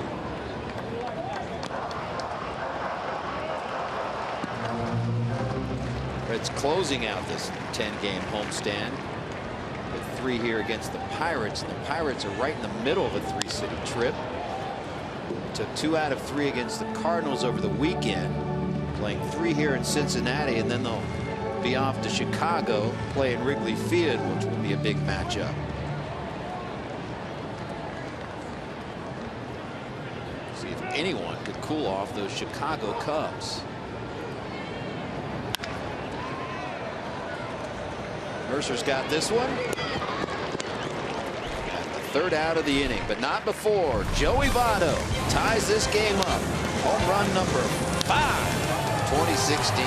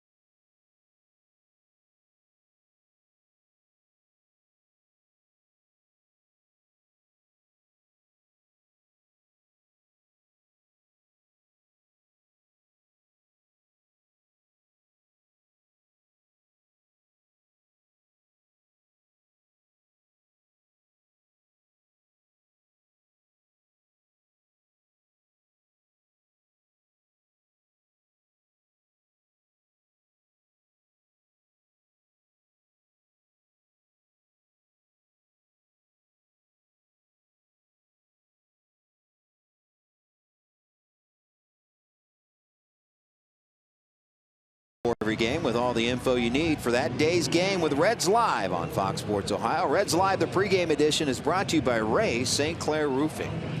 The boys will kick it off at 6:30 tomorrow before game 2 of this 3-game set.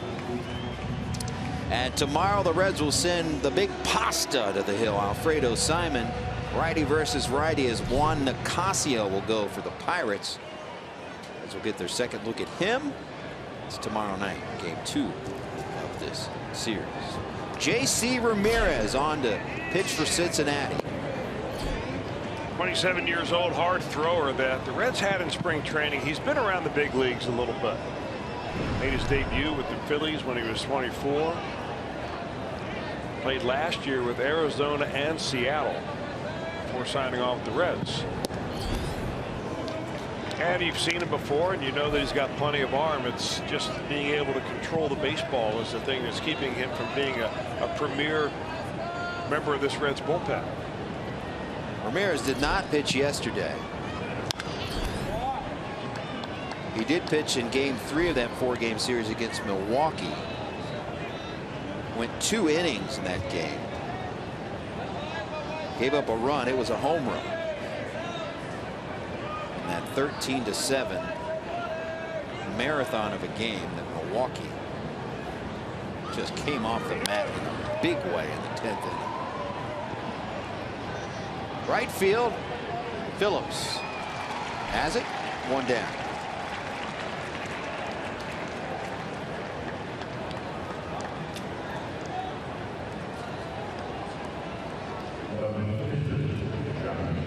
Tyler Holt was given away. And I think they're talking about it right now. Most of the time that's Jay Bruce's ball, but Phillips and Holt having a laugh right there. I'm going to yield to you, Gold Glove man. I'm yielding to you. I'm a new guy around here.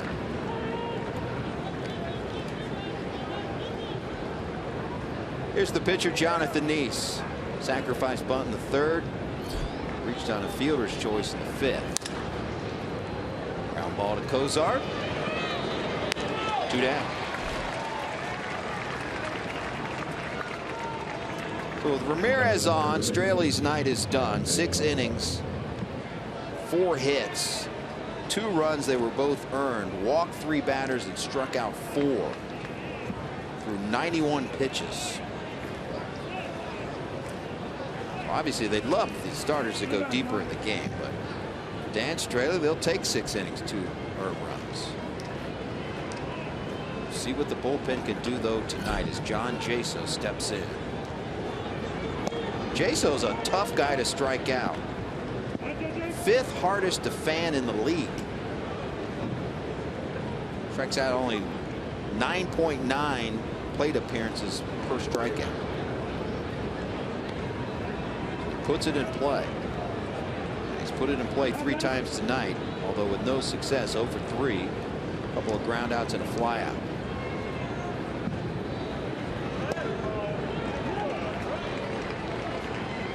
Ramirez ahead 1-2.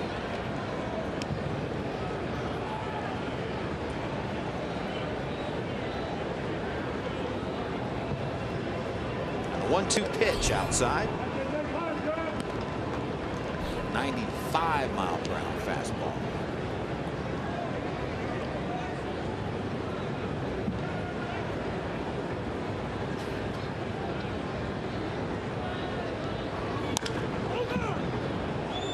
Ground ball to Votto, will take it himself. Nice job, J.C. Ramirez. 3 up, 3 down. We're tied at 2.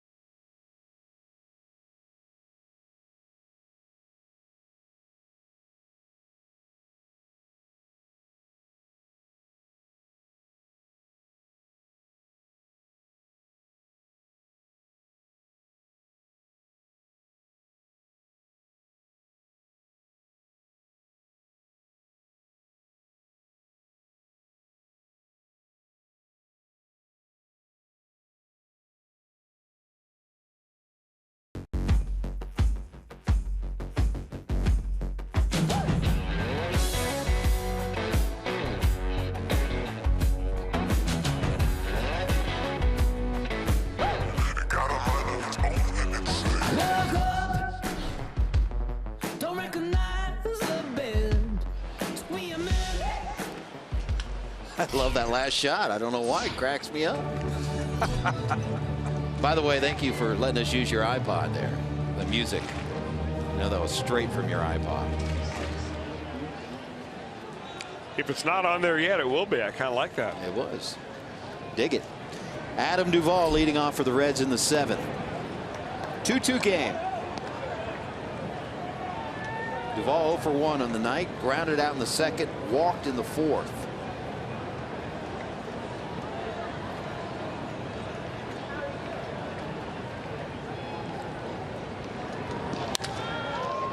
Right into that shift. That's Harrison, the second baseman, playing on the left side.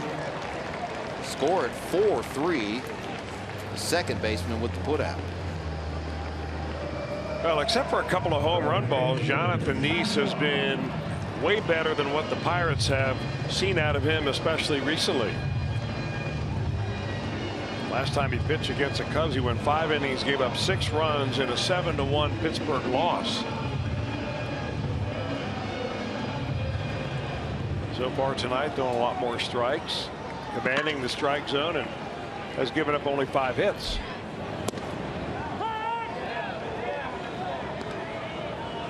I'm sorry. And from a personal level, this is a very important game for Nice, because they've got 2 young prospects down at AAA in Indianapolis in their AAA franchise that are very highly regarded. Jameson Taillon is one of them. He is a big, burly right-hander that is expected to be in the major leagues fairly soon, and so is his counterpart Tyler Glasnow, who's both of them really dominating in AAA. In fact, just the other night it was Glasnow and Cody Reed that hooked up into a ball game that went extra innings, but after 9 innings, when they were still in the ball game, it was 0-0. So, you know, when you're on the Pittsburgh Pirate pitching staff and you're down around the 4th or 5th spot in the rotation, you figure sooner or later one of those young guns is coming up to the big leagues. Much like the Reds situation, there are guys that are getting an opportunity to pitch. They know that there are guys waiting in the wings. Your Robert Stevenson, your Cody Reed that you mentioned. Not if they'll be up here, barring an injury, it's when. Reds are loaded at AA too with starting pitching.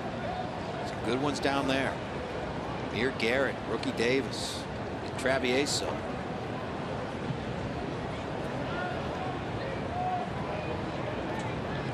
1-2 pitch to Tyler Holt. Fouled out of play. You know, one thing's certain when you play the Pittsburgh Pirates, they're going to play hard. They're going to put a lot of shifts on. And Clint Hurdle is going to wear out some bubble gum. You see those shots we take of him? He's about to give me a headache.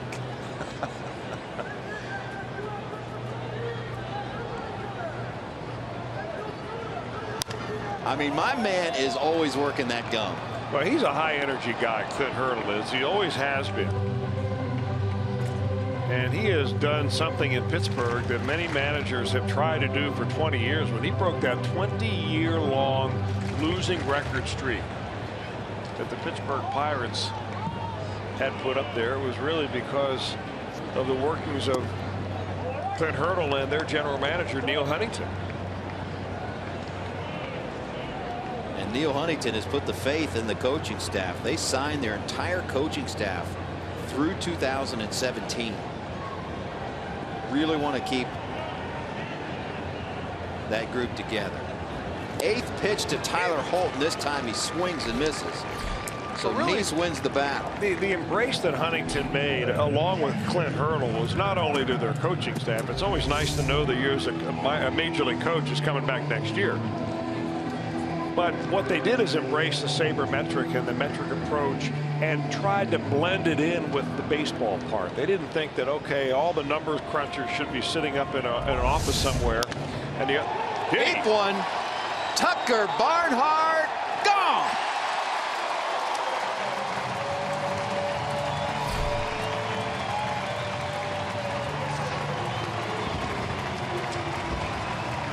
How about you, Brownsburg, Indiana? And the Reds take a 3-2 lead.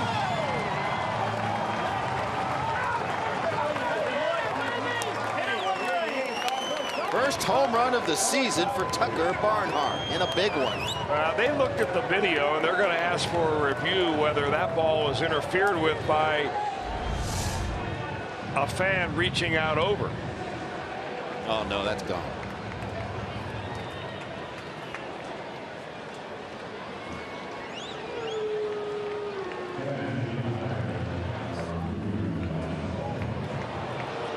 But they'll put the headsets on.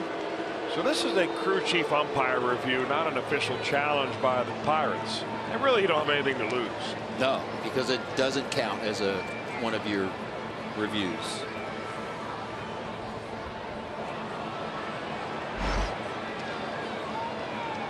They can ask the crew chief to look at it. The umpiring staff does not have to. Most of the time they do.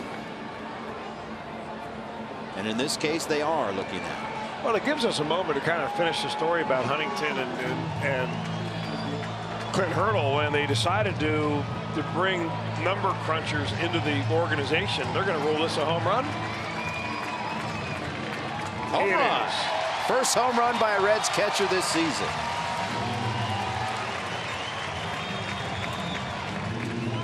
Call is confirmed. And it's confirmed as well by Phillips and teammates. Well, good for Tucker Barnhart, especially right-handed, because he gets so many more at bats left-handed. He's a little superior in that respect, but boy, he got just enough to get it into almost into the front row. That was the first celebration. Hamilton, Phillips, followed by Suarez.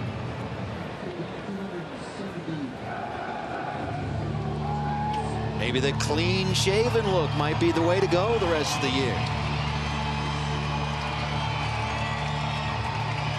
So after a trip to the mound by pitching coach Ray Searage, they're going to leave Nice in there.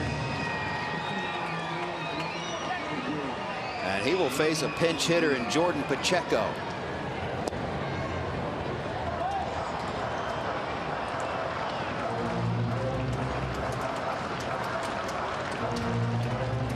.289 career pinch hitter, Jordan Pacheco. Have retaken the lead here in the 7th.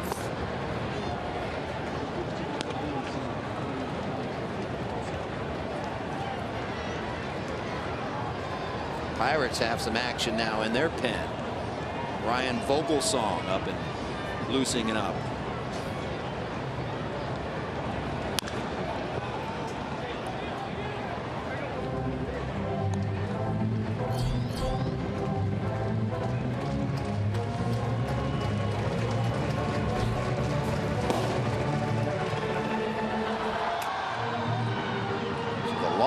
Has been the Reds' friend tonight, and we've seen a lot of them hit on this homestand. Solo home run Cozart in the 1st, solo home run Votto in the 6th, and now Barnhart here in the 7th.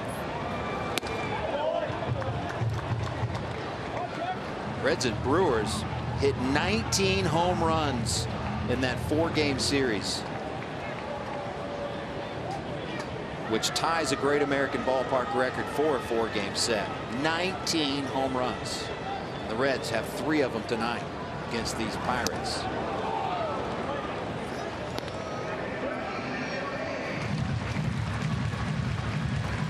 We talked about in the open, Jonathan Nice gives up a lot of home runs on the road. His 9 home runs allowed now, most in the National League.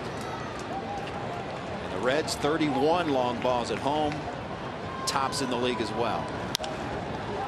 It's a blooper into right field. It'll drop.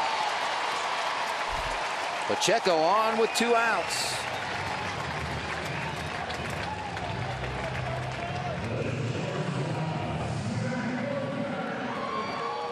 Here comes Clint Hurdle. That's going to be it for Nice.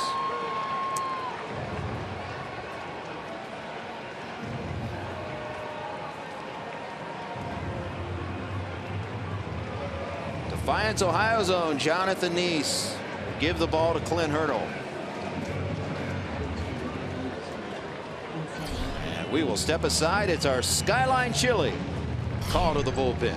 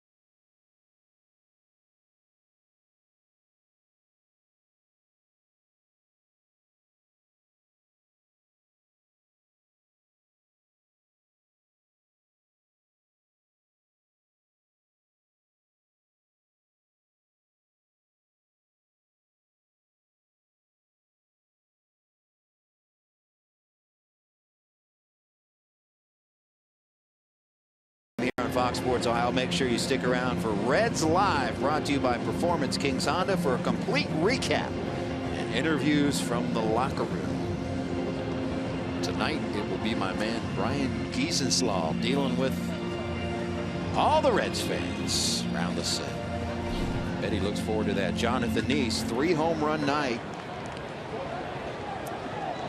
Allows the Reds 3 solo home runs. All 3 of the Reds runs. And on to relieve him, Ryan Vogelsong. He's a veteran, 12-year veteran to be exact. Second stint he has been with the Pittsburgh Pirates. Came up with the Giants, traded to the Pirates, back to the Giants, and then back to the Pirates. First pitch to Zach Cozart in there for a strike.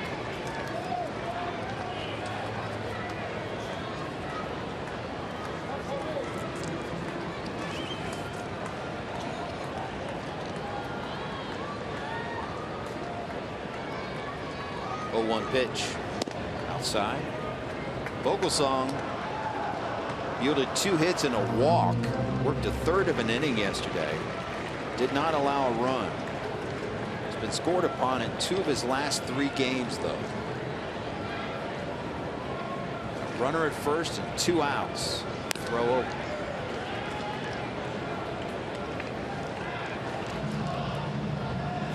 Joel Luckham tells me that home run for Tucker Barnhart is the first home run from the right side in professional baseball, meaning he didn't hit one in the minors and has not hit one at the big league level.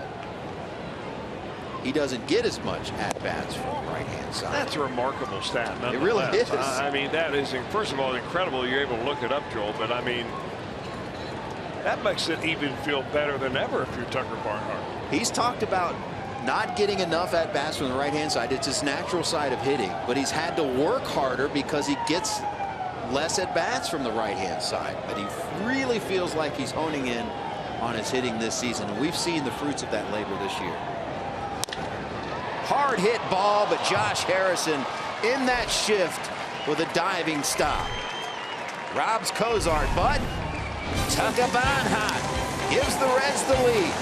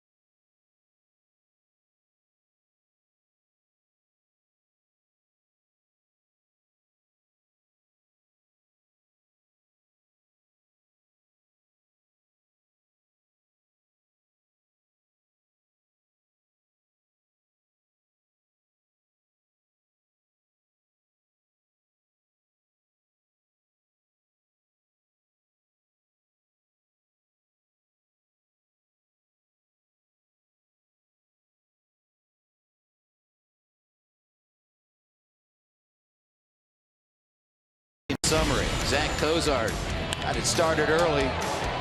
Leadoff home run in the first, his 4th solo shot. Dan Straley on the hill for Cincinnati goes 6 innings. Struck out 4 batters, 2 earned runs for Straley, keeping his team right in this game. And the offense giving him just enough right now. Joey Votto snuck one out to left field. Solo home run is 5th. And in the 7th, Tucker Barnhart, first home run of the season. Another solo shot, so 3 solo home runs for all the Reds scoring. And they lead 3-2. Barnhart will hang the signs for Blake Wood. Now the big right-hander who Pitched all year long last year in the minor leagues for the Pittsburgh Pirates in Indianapolis. He was their closer at Indy. Gets a chance to face many of the guys that he's very well familiar with. And very familiar with Andrew McCutchen being able to tie this game up with one swing of the bat very easily.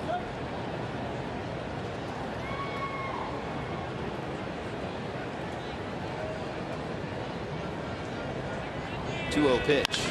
Ground ball, foul.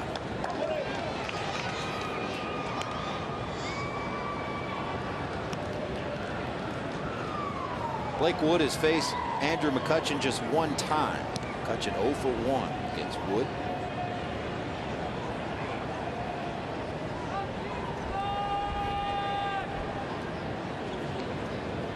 A 2-1 offering. Down low. 3-1.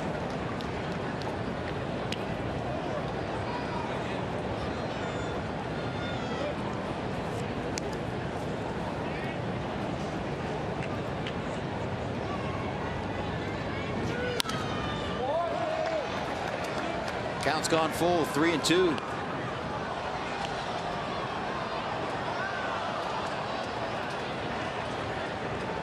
Dangerous part of the lineup here. I mean, there's power up and down the lineup, but obviously when you've got 2, 3, and 4 coming up in this inning, it's one of those instances where the setup man, if Blake Wood indeed is only going to pitch the 8th, is facing the harder part of the lineup than the 9th inning pitcher. Out of play again.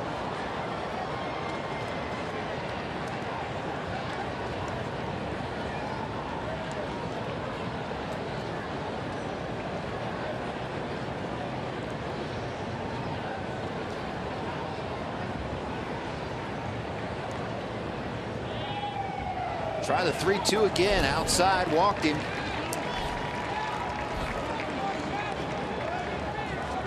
Not what you're looking for.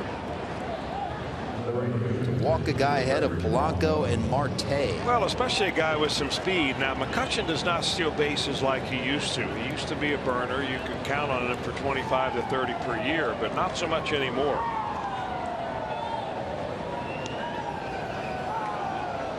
Do open up the right side of the infield with Votto holding the runner on. You got more space over there now to hit a ground ball and get it through for a base hit.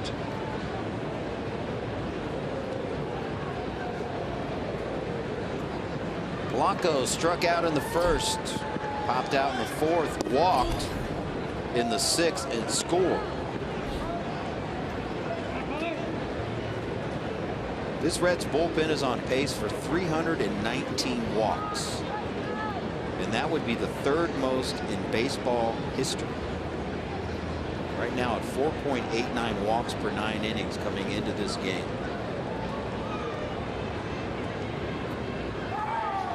Walks haunt. We'll see if they haunt here. Wood having trouble again finding the plate.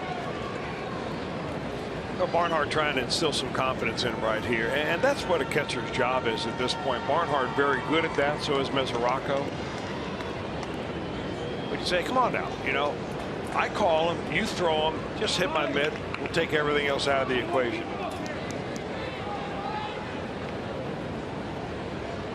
Well, it's certainly been the bugaboo on Wood. His walks over his career, albeit in the minors or the majors. And he's 3-0 to Polanco. I mean, there's got to be a reason why a guy who throws 95 to 98 miles an hour is not in the big leagues on a regular basis. And you can say the same thing about J.C. Ramirez and other very talented pitchers that the Reds hope they can get over the hump and get them to find the strike zone. Green light on the 3-0, and he flies it to left. Duvall's got it. McCutchen fake the tag, and will hold up. 1 down. I'm a little surprised right there. I know Polanco wants to win the ball game with a home run, but when you have the leadoff man walked, and then you go 3 balls to you on a 3-0 count,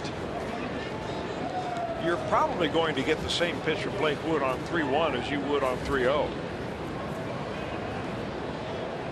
Really surprised at that, but Wood will take it all day long. So a big out for Wood and another big one standing at the plate, Starling Marte. The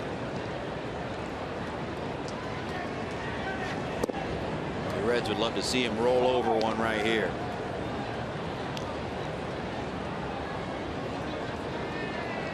Two for three tonight, couple of singles and a stolen base.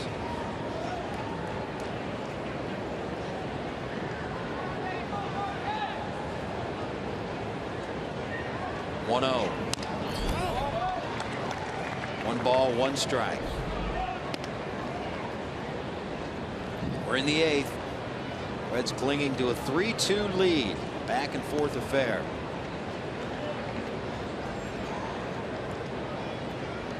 Reds led at 1-0. Pittsburgh scored 2 in the 6th to lead 2-1.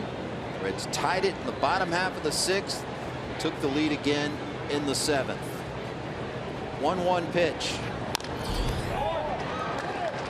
Wood ahead 1-2.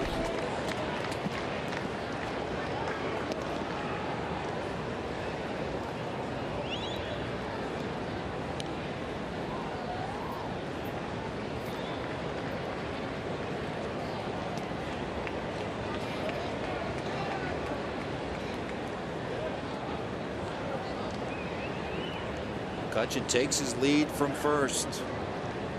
Wood dealing. There goes McCutchen. Ground ball. Diving stop by Kozar with the runner going. The only plays at first, and they just get Marte. Well, that is a Gold Glove play by the Red shortstop right there. You've got one of the fleetest runners in the National League going down the first baseline. This ball is scalded, diving. He knows he has no play at second. He comes up firing to first. What a play.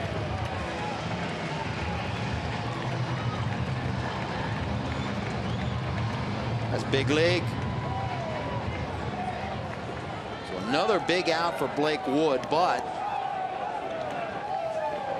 check out Marte. Eyes right on the umpire who gunned him down.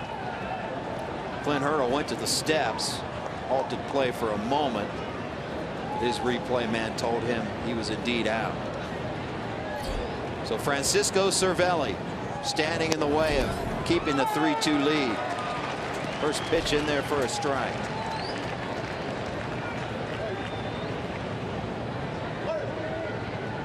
So moving the runner, at least got a runner in scoring position. See what Cervelli can do against Wood.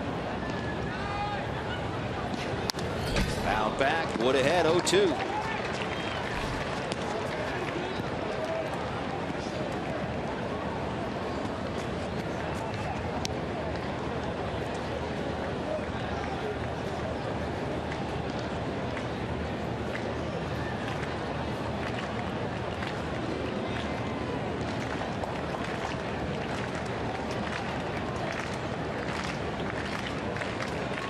The 0-2 pitch outside.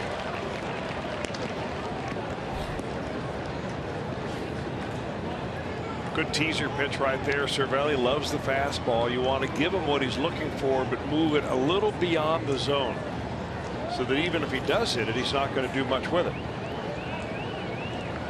The rain coming down now at Great American Ballpark.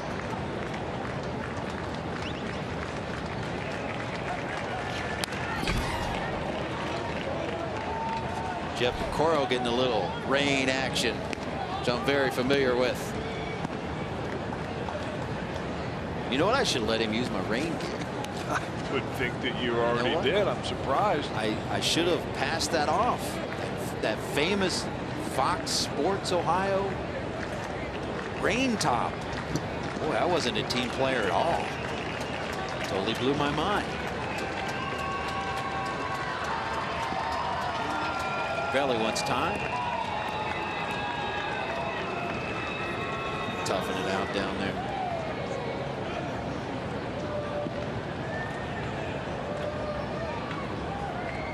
Rain's in the forecast tomorrow too. I got you hooked up. 1-2 pitch. Do it again.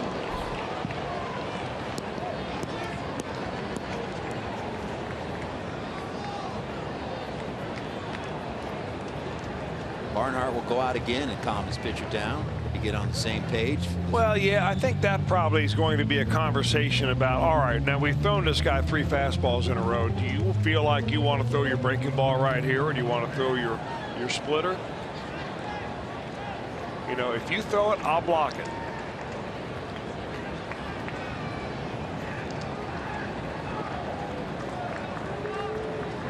Big pitch in this game right here. Swing and a miss. And Wood gets out of trouble. Works around a leadoff walk. And the Reds hold on to a 3-2 lead.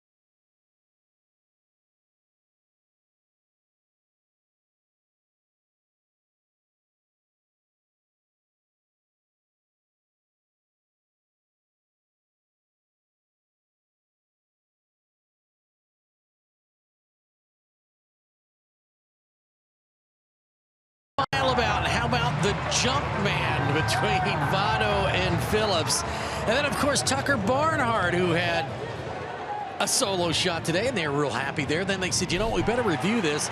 Yeah, it is a home run, so they're going to have a little bit of fun again. Cricket, something to smile about. Jim, Chris, you gotta love to see it. And I think he's probably as happy, or even more so, about the job he's done behind the plate tonight. Yeah. Because when you get a tight ball game like this, low-scoring game, 3-2 game, you know, of course he wants to make his home run stand up, but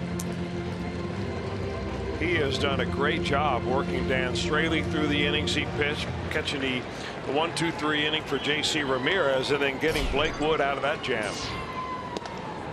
Inside pitch to Hamilton. Vogelsong in for his 2nd inning of work for the Pirates. Gong is playing in on the grass at 3rd. JASO pretty tight at 1st.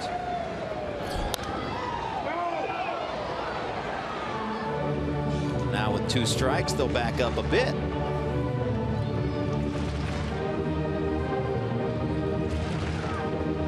In fact, JASO a lot of it. He'll go back to his natural position. Gong still playing tight on the dirt at 3rd. 1-2 pitch. Inside.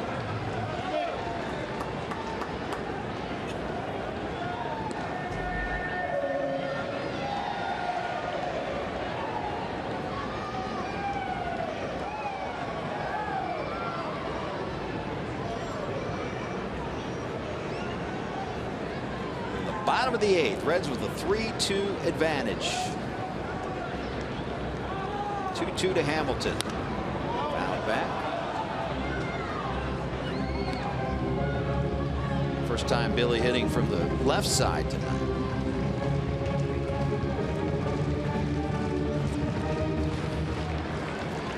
And he prefers hitting from the right side, his natural side.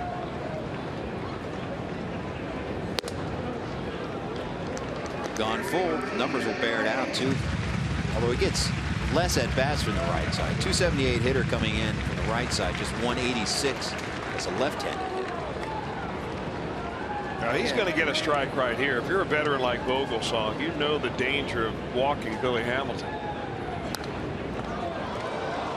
Hanging tough.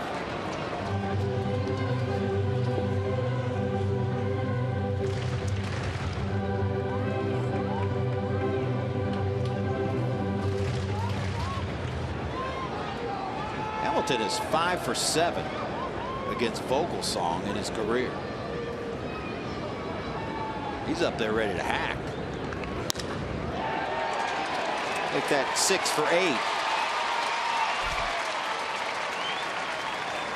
It's his 20th career 3-hit game. 7 of those have come against the Pirates. I mean, this approach by Billy Hamilton is exactly what the Reds have been preaching to him really since they signed him as a free agent into a professional baseball. But it's harder to do than it is to say.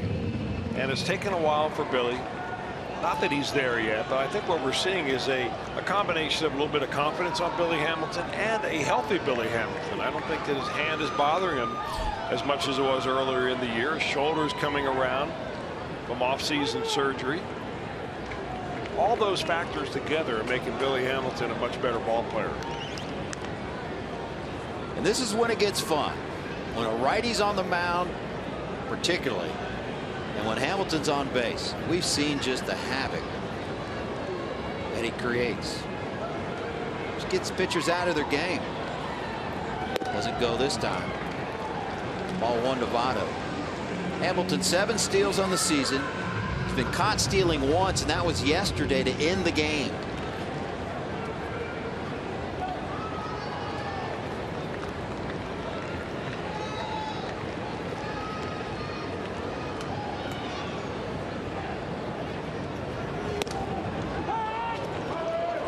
One and one to Votto. Joey giving him a couple of pitches to at least think about stealing. Reds would love a little insurance here in the 8th.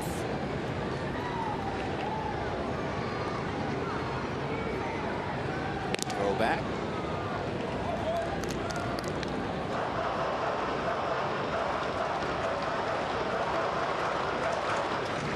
Cervelli has a strong arm, and Vogelsong hasn't given up a bunch of stolen bases, but they haven't thrown a lot out either.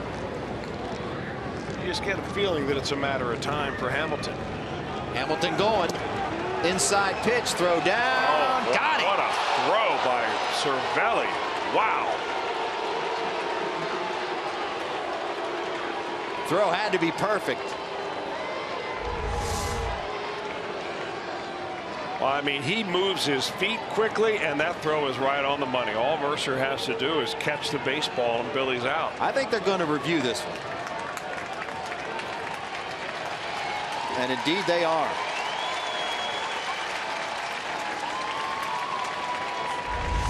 Well, again, you ask yourself, if you're Brian Price at this point in the ballgame, what do you have to lose? Right. Don't need to take that challenge into your back pocket into the clubhouse. Now, the fans who are here at the ballpark are seeing it on the video board. And in slow motion, they see it over and over. And every time they do, they clap. So they may feel that they see something that would indicate that Billy's in there safe.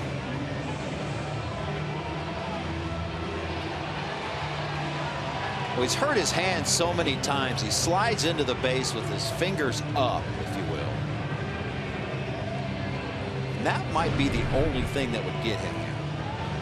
Because he's, ooh, that's close. That's really close. Well, he's got one of those sliding gloves on that we originally saw Starling Marte use a few years ago. And now it's become very popular that anybody who is a base stealer type, and they're going to confirm him out. So Billy gunned down for the 2nd straight time. Caught stealing to end the game yesterday, caught stealing here in the 8th. Call is confirmed. 7th time caught stealing versus the Pirates. Most versus any team.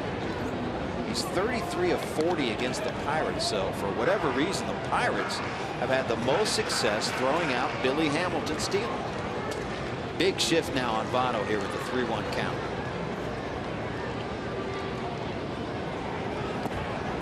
Walked him.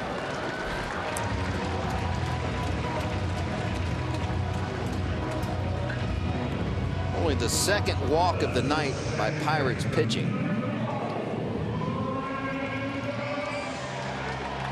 Phillips will step in,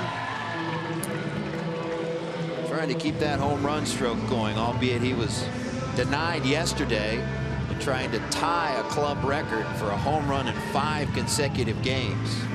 He took a couple whacks at it yesterday, though. Little deep flyouts. But an 0 for 4 day yesterday, and so far an 0 for 3 night.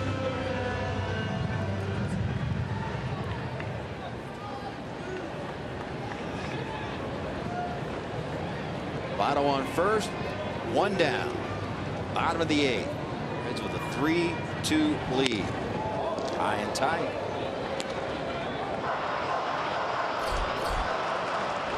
Lefty Tony Cingrani warming up in the bullpen.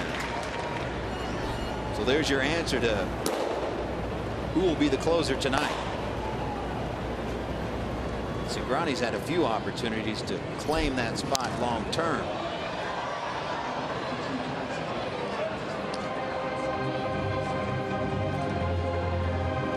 If you're looking ahead to the 9th, righty Jung Ho Kang, righty Josh Harrison, righty Jordy Mercer.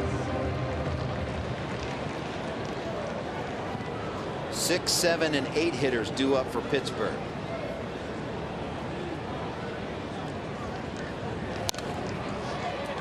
.429 average in his career versus Vogelsong. You saw those numbers. Brandon Phillips. Well, Vogelsong for quite a while was a starting pitcher, so they've been able to rack up a lot of matchups.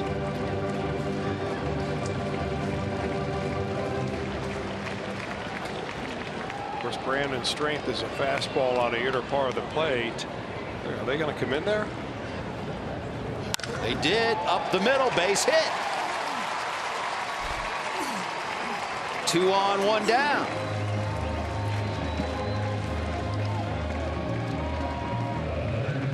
Pretty good 2-strike approach right there by Phillips. You cut down your swing a little bit, you cut down your stride completely. He just has his front foot flat on the ground and drives it right back through the box for a base hit. Dandy hitting. And here comes pitching coach Ray Searage for another visit. Boy, how big is that throw out by Cervelli now? I mean, that is as good a throw as you will see a catcher make all year long. If he does not throw that ball right on the button, Reds are looking at a run in and a couple of runners on base and nobody out.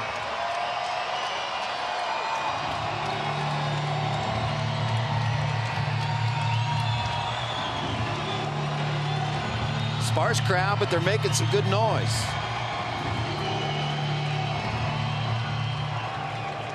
Here's Eugenio Suarez. You saw the numbers, 323 average with runners in scoring position. He's a big hit right now. Votto at second, Phillips at first. Phillips has a giant lead at first base.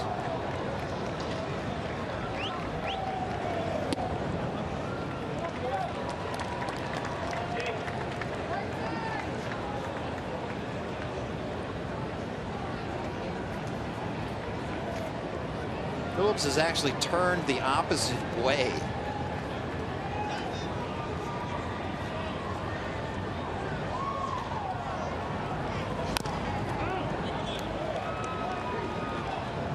Check out Brandon Phillips at first base. John JASO playing well off. And Phillips, I guess, just toying with him.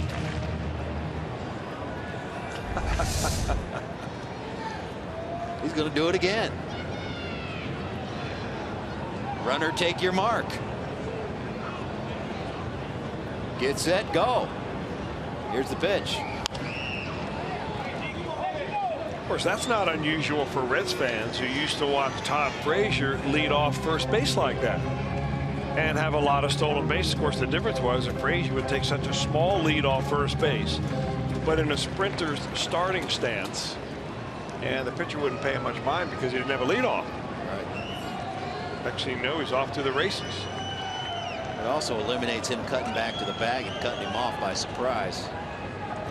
His eye right on him.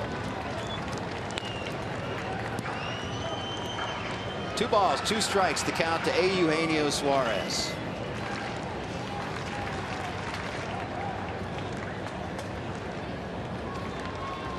Votto with a much smaller lead at second, as Harrison does his best to hold him close. 2-2 pitch. Right at Mercer, right to second base, double play.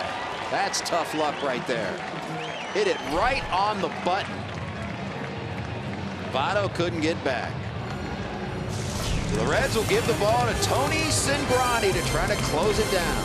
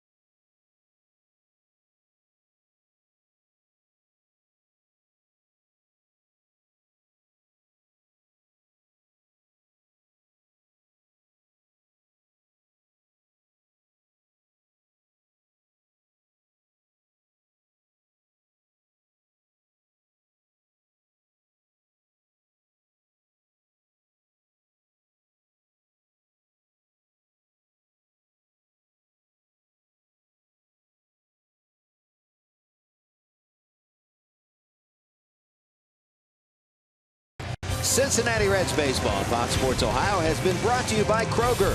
Stop by your neighborhood Kroger to save big store-wide. Great food, low prices at Kroger. And by Toyota. For over 30 offers, visit buyatoyota.com. Toyota, let's go places. Be a part of Super Saturdays this season at the ballpark for as low as $12. Saturday, May 21st, the first 25,000 fans will receive a Ken Griffey Jr. dual bobblehead thanks to St. Elizabeth Healthcare. For tickets, call 513-381-REDS or visit reds.com.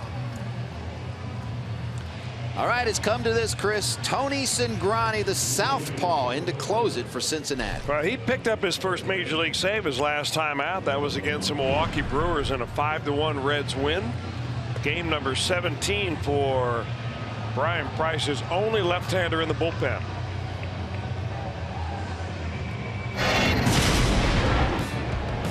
At Friday against the Brew Crew, Reds took a 4-game split against the Brewers. And Cingrani pitched well. Inning and 2/3. Well, in this game, he's got the lower half of the order. He's got Gung, Harrison, and then Mercer. First pitch swinging is Gung. This one will go to the wall. And Jung-Ho Gung with the leadoff double here in the 9th. Here we go. Well, one thing about Tony Cingrani, if you're a right-handed hitter, you've got about a 90% chance of seeing a first pitch fastball. Gung was ready. And he gets his first double of the season as he lines it in the right center field gap. Now, will they run for him? Yes, they will. Sean Rodriguez is going out to do the running for Gung. So Gung does his job. Leadoff double. He had never faced Tony Cingrani coming in. Next up is Josh Harrison, who's 1 for 2 career versus Cingrani. Walk and a strikeout.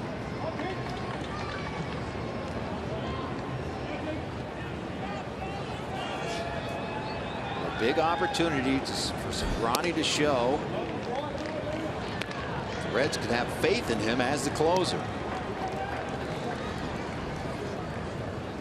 If he's indeed put into that situation.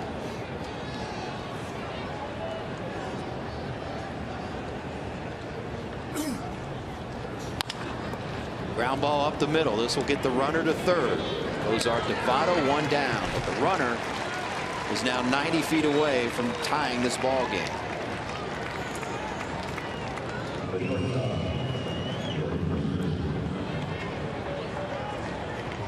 Jordy Mercer will step in. Couple of walks and a pop out.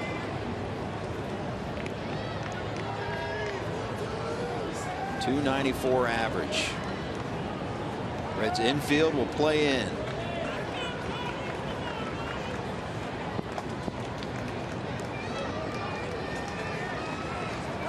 Mercer 0 for 5 in his career versus Cingrani.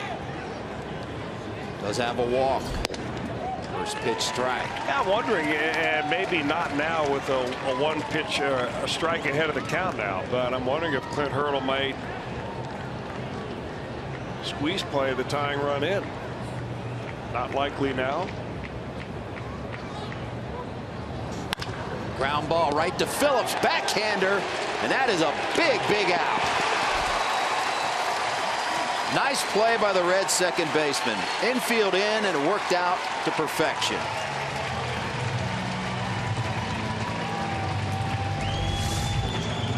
Rodriguez coming down the line. He's going to wait till a ball goes through in order to try to score. And what a great backhanded play by the Reds second baseman. Boy, that was a tough hop, too. Mark Riggins will go to the mound, seemingly to give a scouting report to Tony Cingrani for pinch hitter David Freese. It is left up to him if you're the Pirates.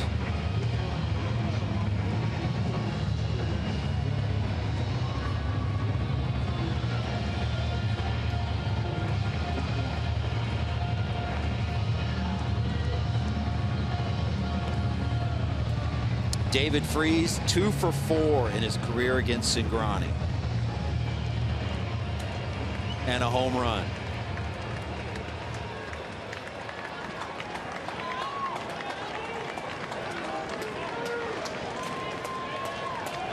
So here it is. This is the old ball game. 3-2 Reds lead. Bottom of the ninth, excuse me, top of the ninth. 2 outs. Tying run on third base. Crowd to their feet. First pitch to Freese, in there for a strike.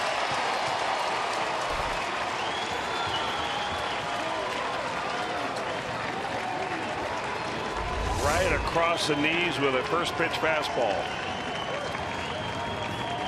I got a little help there. We'll take it. 0-1. Just inside.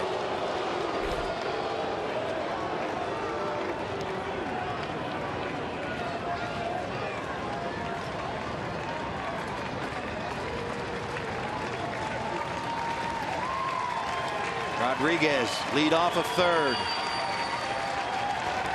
Almost hit him.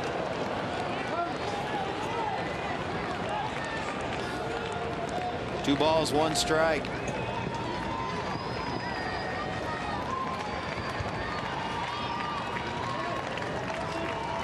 Both managers looking on. Cingrani versus Freese, and the 2-1 pitch. In the air, center field, hit deep. Hamilton back to get it though at the warning track, and the Reds win.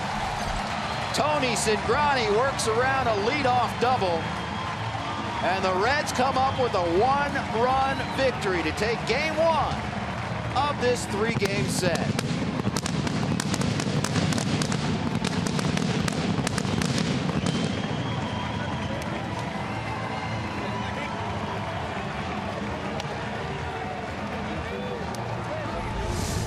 Off the bat, it looked like he might have got it. Well, you know what? I'm sure it gave Tony Cingrani just a moment of hesitation until he saw Billy Hamilton drifting back no farther than the track. And that's all she wrote, out number 27. So Cingrani comes into the ballgame, and he gets his second save in a row. He knows it's an out right there. A one-run ball game, a big win for this Reds team.